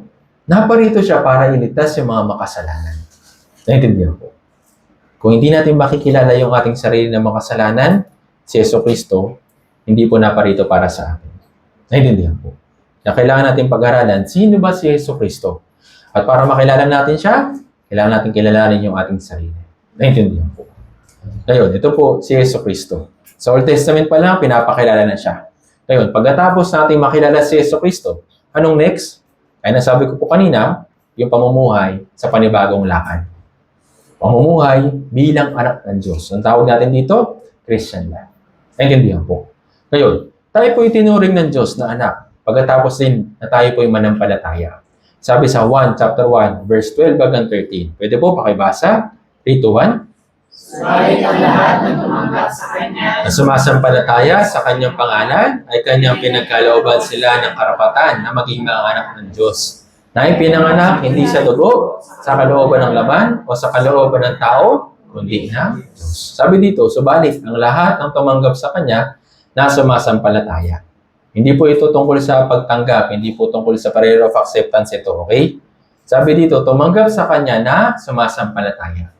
Maraming mga tao na, tinanggap daw nila. Pero pag tinatanong ko, ano yung tinanggap mo? Basta. Tinanggap ko yung turo nung sa church namin eh. Pero sinasabi ng Diyos na, yes, matatanggap natin kung ano yung sinampalatayanan din natin. Naintindihan po. Hindi yung tinanggap mo tapos hindi mo alam kung ano yung tinanggap mo. Kaya yung pagtanggap na sinasabi dito, kasama siya sa pananampalataya. Kaya sabi diyan, subalit ang lahat ng tumanggap sa Kanya na sumasampalataya sa Kanyang pangalan. Ayun, ano pong nangyari sa kanila? Hindi lang sila basta naligtas. Hindi lang sila nagkaroon ng buhay na walang hanggan. Hindi lang napawi yung kanilang mga kasalanan. Kundi, sila ay pinagkalooban ng karapatan na maging mga anak ng Diyos. Naintindihan po. Ngayon, kung sino man yung sumampalataya, itinuturing na ngayon ng Diyos na kanyang mga anak. Hindi dahil sa ipinanganak ng dugo, ibig sabihin, yung blood relation, hindi kaligtasan sa pamamagitan ng blood relation. Hindi rin sa kalooban ng laman, hindi yung sa pag-decide mo sa iyong sarili. Hindi yung na-determine mo, hindi, ligtas na talaga ako. Hindi po ganun. Hindi po sa kalooban ng laman. Kundi, Diyos. Hindi rin sa kalooban ng tao, hindi tao yung nagsabi na ikaw ay ligtas. Naintindihan po. Kundi ng Diyos. Kaya kung sino man yung sumampalataya sa Kanya, pinagkalooban sila ng karapatan na maging mga anak ng Diyos. At bilang anak ng Diyos, sinasabi sa atin ng Biblia na tayo po'y sa harap ng Diyos, bagong nilalang. Ikalawang Korinto, chapter 5, verse 17. Basahin natin sabay-sabay, 3-1. Kaya kung ang sino man ay na kay Kristo, siya'y bagong nilalang. Ang mga lumang bagay ay lumipas na. Tignan ninyo, ang lahat ay kung sino man yung na kay Kristo, ibig sabihin, sino man yung naligtas. Kung sino man yung naligtas, sila'y bagong nilalang. Dahil nga sila'y bagong nilalang, yung buhay nila ay bago din. Kaya ang sabi dyan, ang lahat ay naging bago. Naintindihan po. Dahil nga tayo po'y bagong nilalang, may bagong pamumuhay na dapat natin ipamuhay ngayon. Ito po yung Christian life. Naintindihan po. At sa pinakaunang bagay na dapat po natin maunawaan pagkatapos nating maligtas ay tungkol po sa church. Maraming mga tao na mayroong maling pagkaunawa tungkol po sa church. Akala nila, yung church, ito yung building, ito yung magandang gusali. Sinasabi nila, ay, ang ganda ng church. Ang tawag doon ay church building. Pero ano po ibig sabihin ng iglesia o church sa Biblia? Yung church, meron po siya o galing po siya sa isang salita sa Greek o sa Greek. Ang ibig sabihin ay assembly or gathering or the called out ones. Ano po ibig sabihin to? Mga tinawag. Naintindihan po. Ibig sabihin, tumutukoy po ito sa mga tao. Pwede ba na maligtas yung building? Pwede bang mamatay si Jesus Christ para sa building?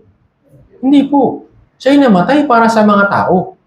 At kung sino man yung mananampalataya, sila po yung assembly o sila yung nagagather o yung mga tao o yung mga tinawag, inihiwalay. Naintindihan po. Ito po yung ibig sabihin ng church.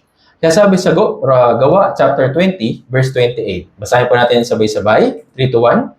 Ingatan ninyo ang inyong sarili at ang buong kawan. Sa kanila inilagay kayo ng Espiritu Santo ng mga tagapangasiwa upang pangalagaan ninyo ang iglesia ng Diyos na binili niya ang kanyang sarili.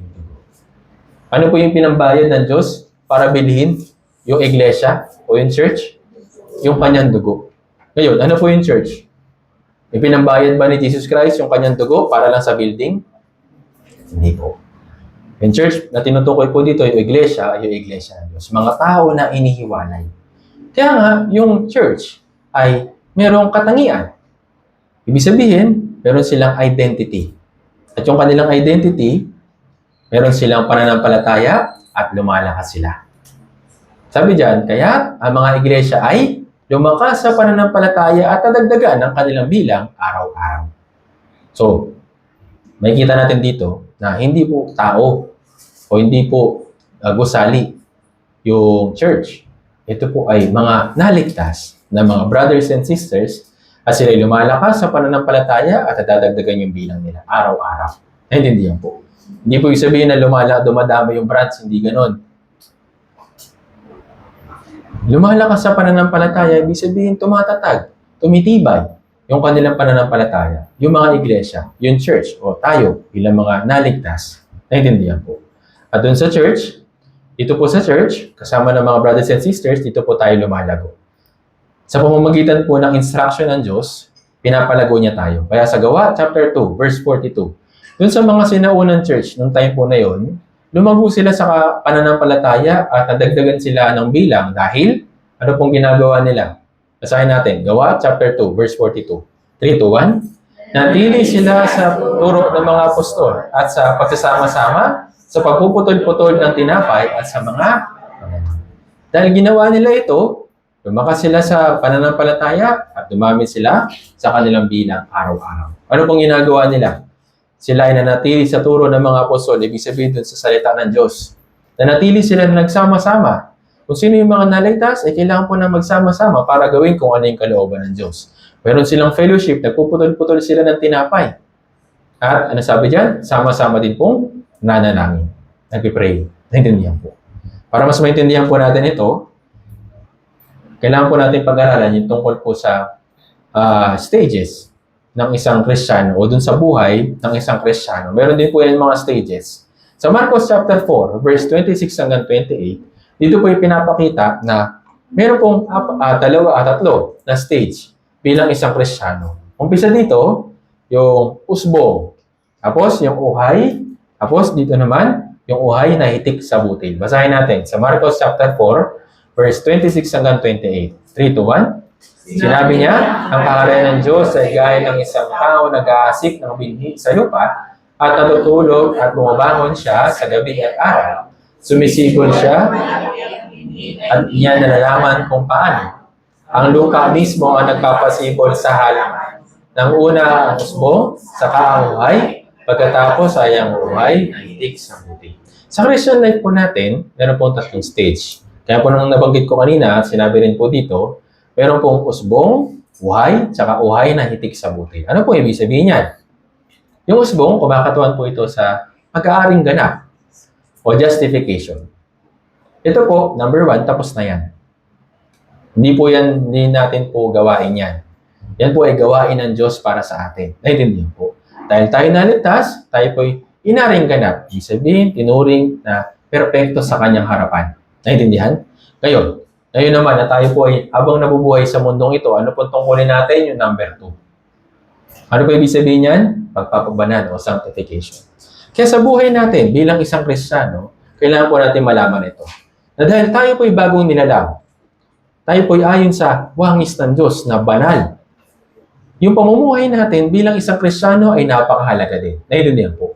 Sa pamumuhay natin bilang isang Kristiyano, ano po yung dapat natin na unahin? Sabi sa unang Pedro, chapter 1, verse 15 hanggang 16. Basahin po natin ng sabay-sabay. 3 to 1. Sa halip, yamang ang banal sa inyo'y tumawag. Maging banal naman kayo sa lahat ng paraan ng pamumuhay. Sapagkat nasusulat, kayo maging banal sapagkat ako. So, hindi ibig sabihin na tayo po ay magpapakabanal para tayo maligtas. Naintindihan? Tayo po ay ligtas na. Kaya nga, mabubuhay tayo ng may kabanalan. Bakit? Ano po yung katangian ng Diyos? Siya ay banal. Naintindihan? Dahil nga siya ay banal, yung kanyang mga anak ay dapat na tayo po ay magpakabanal. Naintindihan po. Sabi dyan, maging banal naman kayo sa lahat ng paraan ng inyong pamumuhay. Kaya, kung ikaw ay bata na naligtas, sa paraan ng pamumuhay mo bilang bata, kailangan mo na ipamuhay ng may kabanalan. Kung ikaw naman ay nasa teenager, nasa young adult stage, ito rin ay dapat na ipamuhay ng may kabanalan. Ikaw ay naligtas na adult na sa lahat ng paraan ng pamumuhay mo bilang adult, kailangan na maging banal. Sabi dyan, kayo'y maging banal sapagkat ako'y banal. Naintindihan po. Kaya yung pagiging banal, hindi po ito ibig sabihin ng pagiging perpekto. Yung pagiging banal ay pamumuhay na hiwalay sa kasalanan. Naintindihan po. Parang ganito, dahil naligo ka na, tapos malinis na yung damit mo, naligo ka ba para magdumi? O pumunta sa putik, tapunan yung damit mo ng mga mantsa. Yun ba? Yun ba yung purpose kung bakit ka naligo o bakit ka nagsusuot ng malinis na damit? Hindi. Yung pamumuhay ng may kabanalan ay same din. Hindi tayo niligtas ng Diyos para magpatuloy lang sa kasalanan. Hindi ibig sabihin na, okay, banal na pala ako eh. Hindi pwede ko nang gawin yung kasalanan. Hindi po ibig sabihin gano'n. Naintindihan po. Tinawag tayo para tayo mo'y mahiwalay mula sa karumihan ng mundong ito. Nais ng Diyos na tayo po'y mamuhay sa lahat ng paraan ng pamumuhay ng may kabanalan. Naintindihan po. Nahiwalay sa kasalanan. At ito po'y kalooban ng Diyos. Sabi sa 1 Thessalonica, chapter 4, verse 3. Basahin natin sabay-sabay. 3 to 1. Sapagkat ito ang kalooban ng Diyos, ang inyong pagpapakabanal, na kayo umiwas sa pakikiapi. Ano po ibig sabihin ng pagpapakabanal? Pag-iwas sa pakikiapi. Ibig sabihin, kasalanan. Naintindihan po. Nais ng Diyos na tayo po'y matuto na mabuhay ng may kabanalan. Dati, yun na yung pamumuhay natin eh. Sanay na sanay tayo doon. Pero ngayon, sinasabuhay natin yung pamumuhay na may kabanalan. Naintindihan po. Ayun, meron po akong tanong. Kung naligtas na ako at naging anak ng Diyos, ayos lang ba sa Diyos na ako'y magkasala? So, ito yung kailangan po natin maunawaan. Kasi may mga tao na ganito po iniisip. Pinipiloso po nila. Sabi nila, oh, naligtas na pala ako. So, ibig sabihin, pwede ko nang gawin kung anong kasalanan. Hindi naman ako pupunta sa impyerno eh. Ganyan po iniisip nila. Pero ayos lang ba sa Diyos na tayo po yung magkasala pagkatapos nating maligtas? Kailangan natin i-check dito po sa Biblia. Sabi sa Roma, chapter 1, chapter 6, verse 1 hanggang 2. Basahin po natin ng sabay-sabay. 3 to 1. Ano nga ang sa ating sasabihin? Magpapatuloy ba tayo sa pagkakasala upang ang biyaya ay sumagana? Huwag na huwag mangyari. Tayo mga namatay sa pagkakasala, paano nga tayo mabubuhay pa ron? After nating maligtas, yung pamumuhay natin na may kabanalan ay tuloy-tuloy. Sabi dito, magpapatuloy ba tayo sa pagkakasala upang ang biyaya ay sumagana? Magpapatuloy ba tayo sa pagkakasala para mas lalong tumatag yung ating paniniwala sa kaligtasan? Hindi. Tayo po'y nabubuhay na ngayon na hiwalay sa kasalanan. Sabi nga dyan, huwag na huwag mangyari. Naintindihan po. Kaya, nais ng Diyos na sabihin sa atin na hindi kita niligtas para magpatuloy lang sa pagkakasala. Ngayon, kung magpapatuloy tayo sa pagkakasala, ano pong gagawin sa atin ng Diyos? Hindi niya tayo paparusahan na mapupunta sa impyerno. Dito ngayon yung papasok yung relasyon ng isang ama at sa kanyang anak. Kapag tayo nagkasala, sabi ng Diyos sa 2 Samuel chapter 7 verse 14. Ito po yung gagawin sa atin ng Diyos. Basahin natin sabay-sabay. 3 to 1. Ako'y magiging kanyang ama at siya'y magiging aking anak. Kapag siya'y gumawa ng kasamaan, parurusahan ko siya ng pamalo ng mga tao at ang panghampas ng mga anak ng mga tao. Ngayon, kapag gumawa daw ng kasamaan, hindi siya mapapahamak sa impyerno. Pero, merong kaparusahan. Tawag natin dito, disiplina. Anong gagamitin ng Diyos? Pamalo ng tao. It's either sa pamamagitan mismo or directly sa ating katawan, sa ating kalusugan, pwede tayong disiplinahin po ng Diyos. So yung mga sakit, hindi naman ibig sabihin na kapag nagkasakit ka, dinidisiplina ka agad ng Diyos. Yun ay parte ng buhay natin. Pero para mas maunawaan natin, kapag tayo nagkasala, yes, expectedly, kung tayo po inaligtas, meron pong disiplina. Naintindihan po. Kung sakali man na wala kang ginawang kasalanan, pero nagkasakit ka pa rin, so pwede ba natin sabihin na, ay, dinisiplina ako ng Diyos, anak talaga niya ako. Nabuhay ka na nga sa na may kaayusan, tapos nahihirapan ka, ibig sabihin ba nun, dinidisiplina? Ito po yung ating training. Naintindihan po. Pero, sabi dyan, kapag siya'y gumawa ng kasamaan, ano pong sunod? May kaparusahan. May pagdidisiplina. Naintindihan po. Sabi dyan, either directly sa'yo or sa pamamagitan ng mga tao sa paligid mo. Kaya yung conflict, yung misunderstanding sa family or kung sa kanino man, kapag nararanasan po natin ito, check po natin sa ating sarili. Teka lang, baka meron akong nagagawang mali. Baka meron akong mga bagay na hindi napapansin na mali na pala. Kaya dapat po natin i-check ito sa ating sarili at dapat mag-repent at talikuran na. Naintindihan po. Para mas maintindihan po natin, isa pa. Hebreo chapter 12, verse 5 hanggang 8. Medyo mahaba po pero mahalaga. Basahin natin sabay-sabay, 3 to 1. At nakalimutan na ninyo ang pangaral na sinasabi niya sa inyo bilang mga anak. Anak ko, huwag mong ipagwalang bahala ang disiplina ng Panginoon. Huwag kang manlupaypay kung ikaw ay sinasaway niya. Sapagkat dinidisiplina ng Panginoon ang kanyang minamahal at pinarurusahan ng bawat inuturing na ganap. Magtiis kayo alang-alang sa disiplina. Kayo pinapakitunguhan ng Diyos bilang mga anak. Ngunit kung kayo ay hindi dinidisiplina na siyang nararanasan ng lahat, kung gayon, kayo mga anak sa labas at hindi mga tunay na anak. So meron dalawang anak po dito. Tunay na anak at yung hindi tunay na anak, peking anak.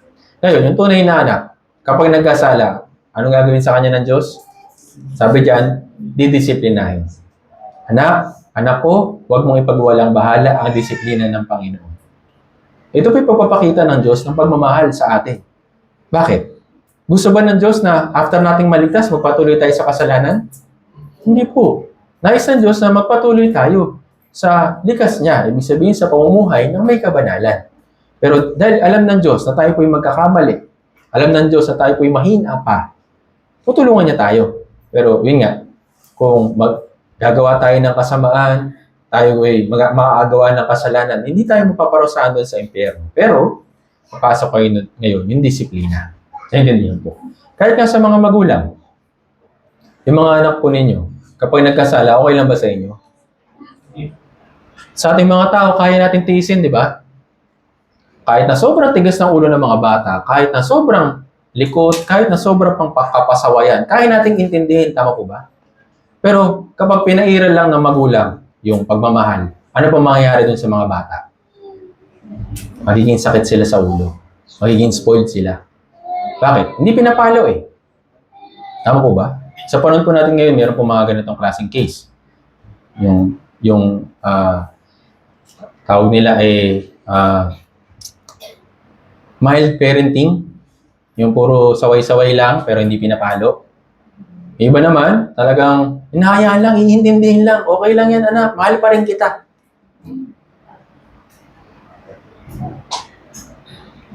Paano mo mapapakita yung pag-ibig mo sa kanya kung hindi mo siya sinasaway? Yung Diyos, hindi siya kagaya ng tao. Dahil nga anak niya, at kapag nagkasala, ano pong papasok? Sabi dyan, pakikitunguhan kita bilang anak. Kaya nga, kung makagawa ka ng pagkakamali, gumawa ka ng kasalanan, merong disiplina, merong parusa. Pero ano po yung dapat na maging puso natin? Dapat ba magalit tayo sa Diyos kasi pinaparusahan tayo, dinidisiplina tayo? Diba merong mga tao, mga bata na ganyan, pinalo na sila pagalit. Na para bang mali yung ginawa ng magulang nila. Pero tayo bilang mga anak ng Diyos, sinasabi sa atin, magtiis tayo alang-alang sa disiplina. Bakit? Sa pamamagitan nito, pinapakitunguhan tayo ng Diyos bilang kanyang mga anak. Yung pagdidisiplina ay pagpapakita ng pagmamahal. Sabihin, may pakialam sa iyo yung Diyos. Naintindihan po, ayaw niya na mamuhay ka sa pagkakasala. Yes, hindi tayo mapupunta sa impyerno. Pero papasok ngayon, yung disiplina. Ngayon, gusto niyo po ba na araw-araw pinapalo? Masakit po yun, tama po ba? Napapayak pa nga tayo kapag pinapalo tayo ng ating mga magulang. What more pa kaya sa Diyos? Naintindihan po. Kaya, hindi ibig sabihin na niligtas tayo ng Diyos, ay okay lang tayo magkasala. Naintindihan? Yes, alam ng Diyos na magkakasala tayo. Hindi niya na ito hahatulan. Hindi na tayo hahatulan ng Diyos. Pero, papasok kayo yung disiplina. Ngayon, dun sa hindi naman anak, dun sa anak sa labas, ano pong ginagawa ng Diyos? Yung hindi naman niya anak, hindi niya dinidisiplina. Naintindihan po. Parang ganito, nakita mo yung kapitbahay niyo, sobrang kulit ng anak niya. Sobrang pasaway, sobrang talagang tigas ng ulo, pwede mo bang paluin? Kung ikaw papalo doon, sino makakalaban mo? Yung magulang niya, tama po ba? Siguro pwede mo pagsabihan, pero hindi mo pwedeng paluin. Naintindihan po, kasi hindi mo naman siya anak. Naintindihan? Kahit na sobrang kulit pa niyan, sobrang tigas pa ng ulo niyan, hindi mo siya pwedeng paluin. Tama po ba? Yung pamamalo bilang isang anak at bilang isang magulang, tungkulin ng tunay na ama. Naintindihan po? O tunay na magulang. Ngayon, sa harapan ng Diyos, kung hindi dinisiplina, sila yung mga anak sa labas. Sabihin, hindi tunay na anak. Naintindihan po? Hindi naman ibig sabihin na, try ko nga magkasala at kapag dinisiplina ako, ibig sabihin, anak talaga ako ng Diyos. Hindi po ganun, okay? Yung parang susubukin pa natin yung Diyos, iti-testing pa natin, hindi po ganun. Naintindihan po? Siyempre sa umpisa, siguro yung Diyos talaga mahaba yung pasensya na sa atin. Tama po ba? Maaaring magkamali tayo, siguro may mga warning. Tama po ba? May mga pagsaway.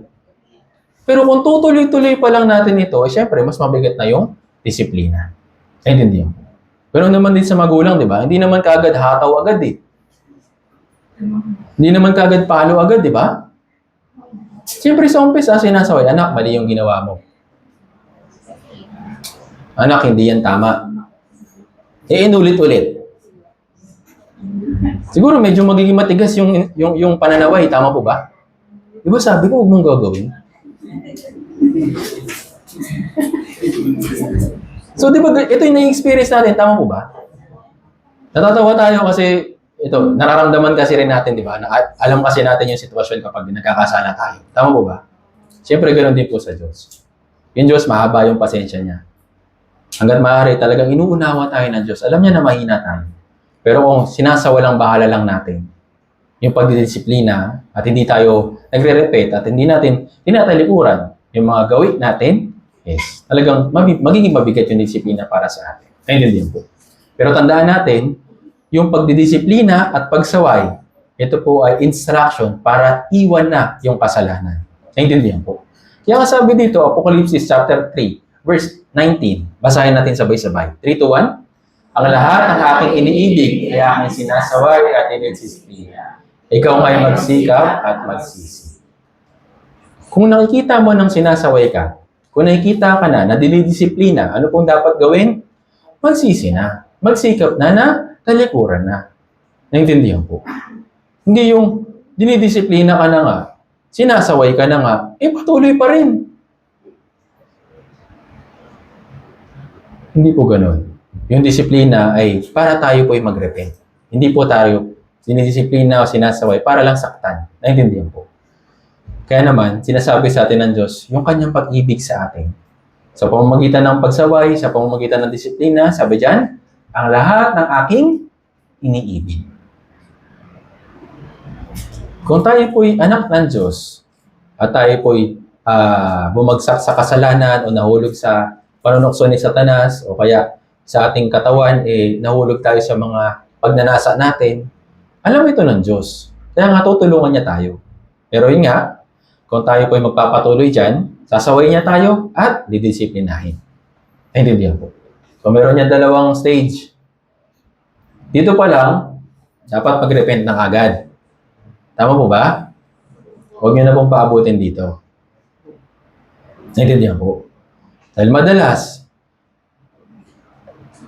nababago yung puso natin kapag sinasaway na tayo at dinidisiplina na tayo. Na dumadating na sa atin yung kaisipan na, teka lang, hindi na to maganda, hindi na to mabuti. Ayoko na magpatuloy dito. So, sa pamamagitan nito, yes, natutulungan tayo na mag-repent ng Diyos. Mag-repent sa pamamagitan po ng pagsisisi. Pero meron talaga po na sinasaway na, dinidisiplina na, pero ayaw pa rin iwan or ayaw pa rin na magsisi. Baka nga talaga hindi pa talaga siya anak o tunay na anak. Baka hindi pa talaga siya saved. Hindi po. Kaya naman, palagi po natin i-check ito. Kaya sa unang 1, chapter 5, verse 18. Basahin po natin ng sabay-sabay. 3 to 1. Alam natin na ang sino mang ipinanganak ng Diyos ay hindi patuloy na nagkakasala, sapagkat ang ipinanganak ng Diyos ay nag-iingat sa kanyang sarili at hindi siya ginagalaw ng masama. So, sinasabi po dito, hindi patuloy na nagkakasala. Yes, alam ng Diyos na magkakasala. Pero bilang anak niya, hindi nagpapatuloy. Ano ibig sabihin ng hindi nagpapatuloy? Nag-iingat sa kanyang sarili. Naintindihan po. Kaya naman, nais ng Diyos na tayo po yung makapamuhay ng ayon sa kabanalan, yung sanctification, yung pagpapabanal ng ating buhay. Kaya kung gagawin natin ito, syempre magiging malugod ito sa Diyos. Pero yun nga, kung patuloy lang natin itong gagawin at hindi natin iingatan yung ating sarili, papasok yung disiplina. Naintindihan po. Kaya naman, nais ng Diyos na ipakita sa atin yung kanyang pag-ibig sa pamamagitan ng pagsaway at pagdidisiplina. Basahin natin, Kawikaan, chapter 3, verse 12. 3 to 1. Sapagkat sinasaway ng Panginoon ang kanyang minamahal, gaya ng Ama sa anak na kanyang kinalulugdan. Sabi diyan, sinasaway ng Panginoon ang kanyang minamahal. Tayo po, bilang kanyang mga anak, ay tayo po ay minamahal. Kaya nga, kapag tayo nagkamali, sinasaway niya tayo, dinidisiplina tayo. Hindi ibig sabihin para saktan lang, okay? Para tayo po ay tumalikod at mamuhay ulit na ayon sa kanyang kalooban. Ngayon, just in case, kung sakali man na magkasala tayo, ano pong dapat gawin? Huwag din po magmukmuk lang. Huwag lang po na, ready na ako natanggapin yung disiplina. Hindi po ganun. Sabi dito, sa unang 1, chapter 1, verse 9, basahin natin ang sabay-sabay. 3 to 1. Kung ipahayag natin ang ating mga kasalanan, siya ay tapat at banal na magpapatawad sa ating mga kasalanan at tayo lilinisin sa lahat ng kalikuan. Sabi dito, kung tayo po'y magkasala bilang anak ng Diyos, ano pong dapat natin gawin? Ipahayag. Ano po ibig sabihin ng ipahayag? Sabihin kung ano yung pagkakamali. Diyos, medyo po tumaas po yung temper ko. Kaya nagalit po ako, nakapagsalita po ako ng hindi maganda. Kaya sana, next time, tulungan niyo po ako na mas maging matiisin at mas higit na maging mapagpatawad at mas higit na humaba yung pasensya ko para hindi na po ulit lumabas yung ganitong klaseng kasalanan sa akin. Sa pagpapahayag, yes, nais ng Diyos na mapakinggan natin kung ano yung struggle natin para maiwasan na yung mga ganong klaseng kasalanan. Then, kung maririnig niya ito, siya ay tapat at banal na magpapatawad sa atin at siya yung maglilinis sa lahat ng ating kalikuhan. Ibig sabihin siya yung tutulong para sa atin para tayo po ay makapamuhay at maiwasan na yung mga ganitong klaseng kasalanan. Naintindihan po. Pero yun nga, kung hindi natin ipahayag, mas lalo lang na magiging mabigat sa atin yung disiplina. Ito po isang paraan na maipakita ng Diyos yung kanyang pag-ibig sa atin. Kung tayo po ay handa na magpahayag ng ating kasalanan, yes, meron pa rin pagsaway. Pero ito po ay mas gagaan. Naintindihan po. Pero yun nga, kung hindi mo pinahayag, pinagmatigas mo pa rin yung sarili mo, pinagmatigas mo pa rin yung puso mo, paano ka matutulungan ng Diyos para maiwasan na yung mga ganitong klaseng kasalanan? Kasi nasabi niya ito para sa kanyang mga anak. Hindi ibig sabihin na, ay, kailangan ko pala ipahayag, tapos ibig sabihin nito, mapapatawad yung kasalanan ko. Ibig sabihin, maliligtas ako. Hindi po ganon. Dito po kinuha ng ibang mga denominasyon na kailangan mo talaga i-confess yung kasalanan mo para mapatawad ka. Hindi po. Ito pong unang 1, ikalawa at ikatlo, ito po yung sulat para sa kanyang mga anak, para sa mga tunay na naligtas na. Hindi po ito ibinigay para sa mga hindi pa saved. Okay po? So, sinasabi ito para sa kanya o sa kanila na kanyang mga anak. Ngayon, anak, kung ikaw ay nagkasala, ito yung dapat mong gawin. Pahayag mo yung mga kasalanan at tumingin ng tulong sa Diyos para maiwasan na ito. Ano po yung pangako niya? Siya ay tapat at banal na magpapatawad.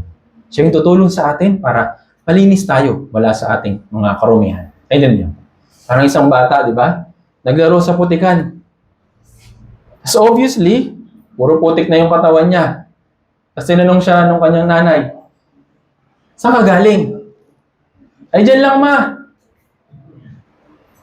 Hindi, saan ka galing? Dyan lang po sa labas, sa park. Tapos, punong-puno siya ng putik. Ano pong dapat sabihin ng bata? Ma, naglaro po kasi ako dun sa may putikan. Nadungisan po yung damit ko. Kung ganito yung magiging puso ng isang bata o ng isang anak ng Diyos, yes, ipapakita din ng Diyos yung kanyang malasakit sa atin. Naintindihan po. Kaya nga, sabi dito, tapat at banal na magpapatawad sa ating mga kasalanan at tayo'y lilinisin sa lahat ng kalikuan. Naintindihan po. Kaya naman, hindi ibig sabihin na tayo po'y anak, magpapatuloy tayo sa kasalanan. Sabi dito, isa pa, sa awit 32 verse 5. Basahin natin sabay-sabay, 3-1. Kinilala ko ang aking kasalanan sa iyo at hindi ko ikinubli ang aking kasamaan. Aking sinabi, ipahayag ko ang aking paglabag sa Panginoon at iyo'y pinatawad ang bigat ng aking kasalanan. So sabi dito, ng mga awit, kinilala ko. In-acknowledge niya na talaga siya nagkamali.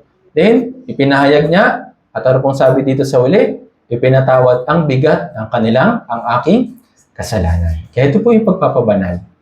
Naintindihan po, o sanctification. Ito po yung pang-araw-araw nating pamumuhay. Kasama po ito sa ating Christian life. Naintindihan po. Kung hindi po natin mauunawaan ito, at patuloy lang tayo sa kasalanan, yes, tuloy-tuloy yung disiplina. Pero hindi po ito magiging mabuti para sa atin. Naintindihan po. Kaya naman, nais ng Diyos na tulungan tayo. Paano? Sa pamamagitan ng patnubay ng Espiritu Santo. Yung Espiritu Santo, ibinigay niya para sa atin, para makatulong sa atin, para patnubayan tayo. Sabi sa 1 Corinto chapter 1, verse 22, basahin po natin ng sabay-sabay, 3-1, inilagay rin niya ang kanyang tatak sa amin at ibinigay sa amin ang Espiritu sa aming mga puso bilang paunang bahay. Ito, maraming mga tao rin yung merong maling kaisipan na dahil daw nakaramdam sila ng mga physical or sabihin natin emotional na kalagayan, sabihin, naiiyak sila o kaya naging mainit yung pakiramdam nila. nung nakapakinig sila ng salita ng Diyos, para daw itong Espiritu Santo na pumunta na daw sa kanila.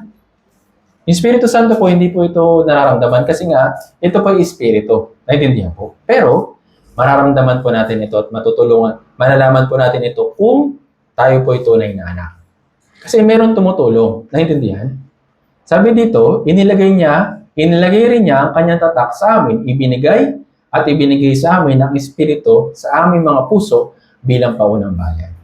So, Espiritu Santo, ito po ay isang parang stamp. Ibig sabihin, ito po ay anak ng Diyos. Dahil ito po ay may tatak na, yes, paunang bayad ito hanggang sa tayo may makapasok sa langit. Naintindihan po. At ito pong Espiritu Santo na ito, meron siyang tungkulin sa atin bilang kanyang mga anak o kung sino man yung mga merong Espiritu Santo.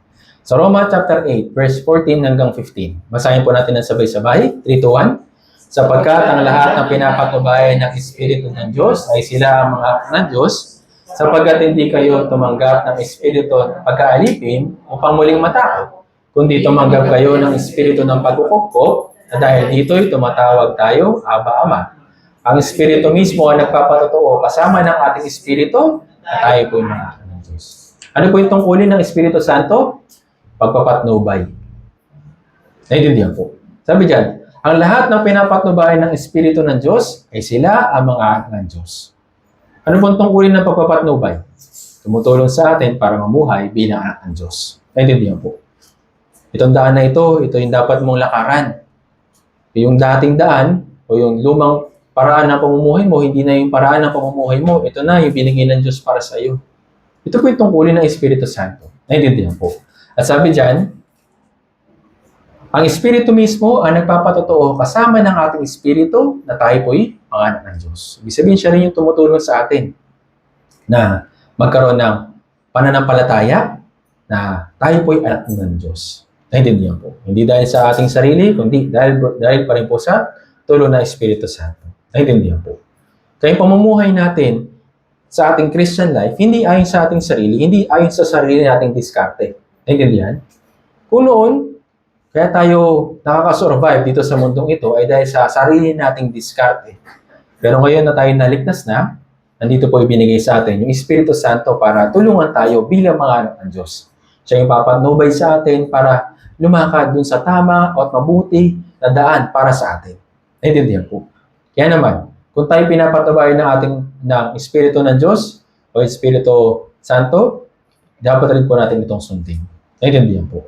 Kaya sabi dito, sapagkat hindi kayo tumanggap ng Espiritu ng pag-aalipin upang muling matakot, kundi tumanggap kayo ng Espiritu ng pagkukupkop, na dahil dito tumatawag tayo, Aba, Ama. Ano po ibig sabihin ng pagkukupkop?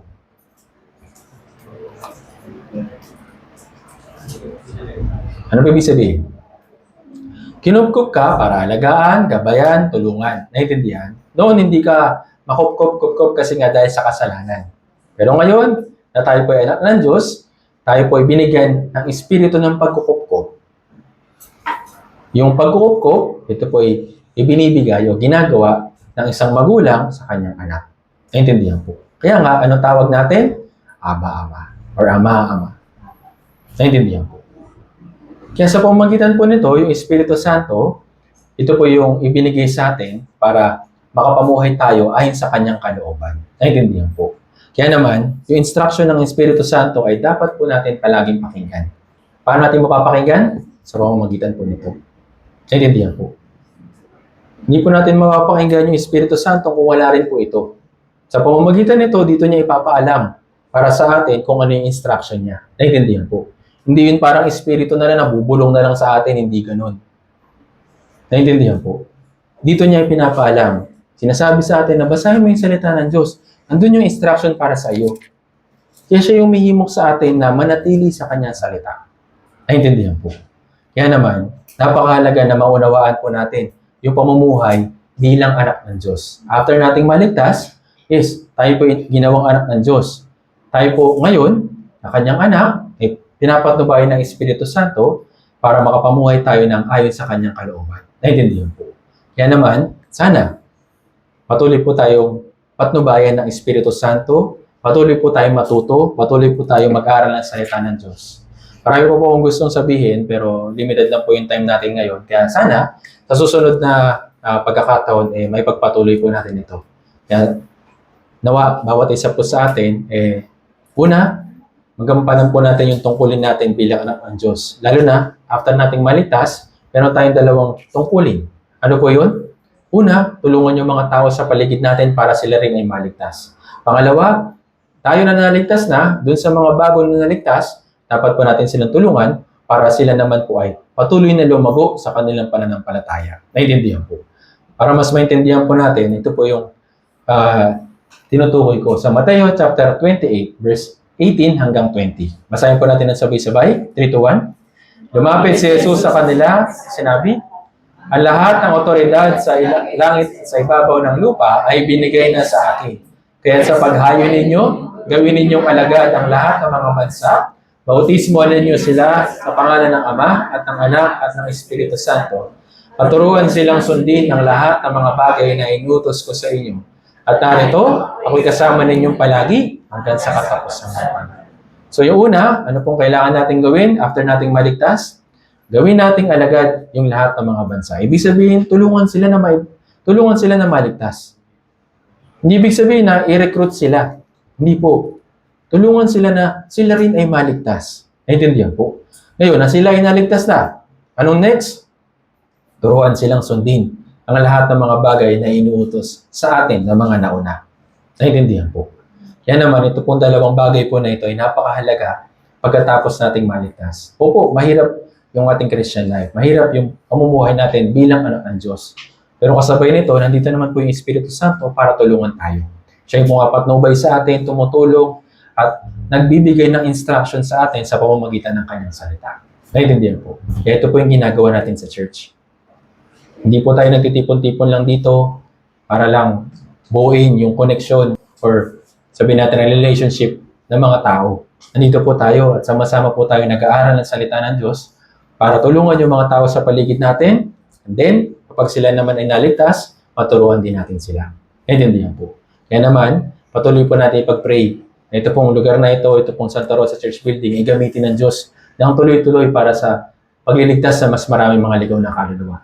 Alam ko po, medyo masikip na po tayo dito, kaya pag-pray din po natin na sana mas lalo pang lumawak yung ating lugar at magamit natin at ma-maximize natin yung ating church building na ibinigay ng Diyos para sa atin. So yung initial na plano, dun po sa may bandang labas.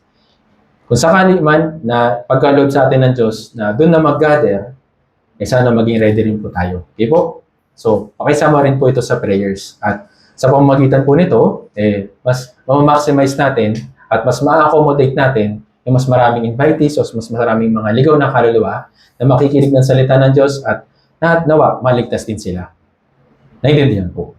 Kaya ito po yung tungkulin po natin. At alam ko po, nakikita na rin po natin na malapit ang dumating yung Diyos. Pero habang wala pa, gamitin po natin yung buo nating lakas at buo nating makakaya para tulungan pa yung mga tao sa paligid po natin para sila naman ay maligtas. Para sila rin ay makapasok sa langit.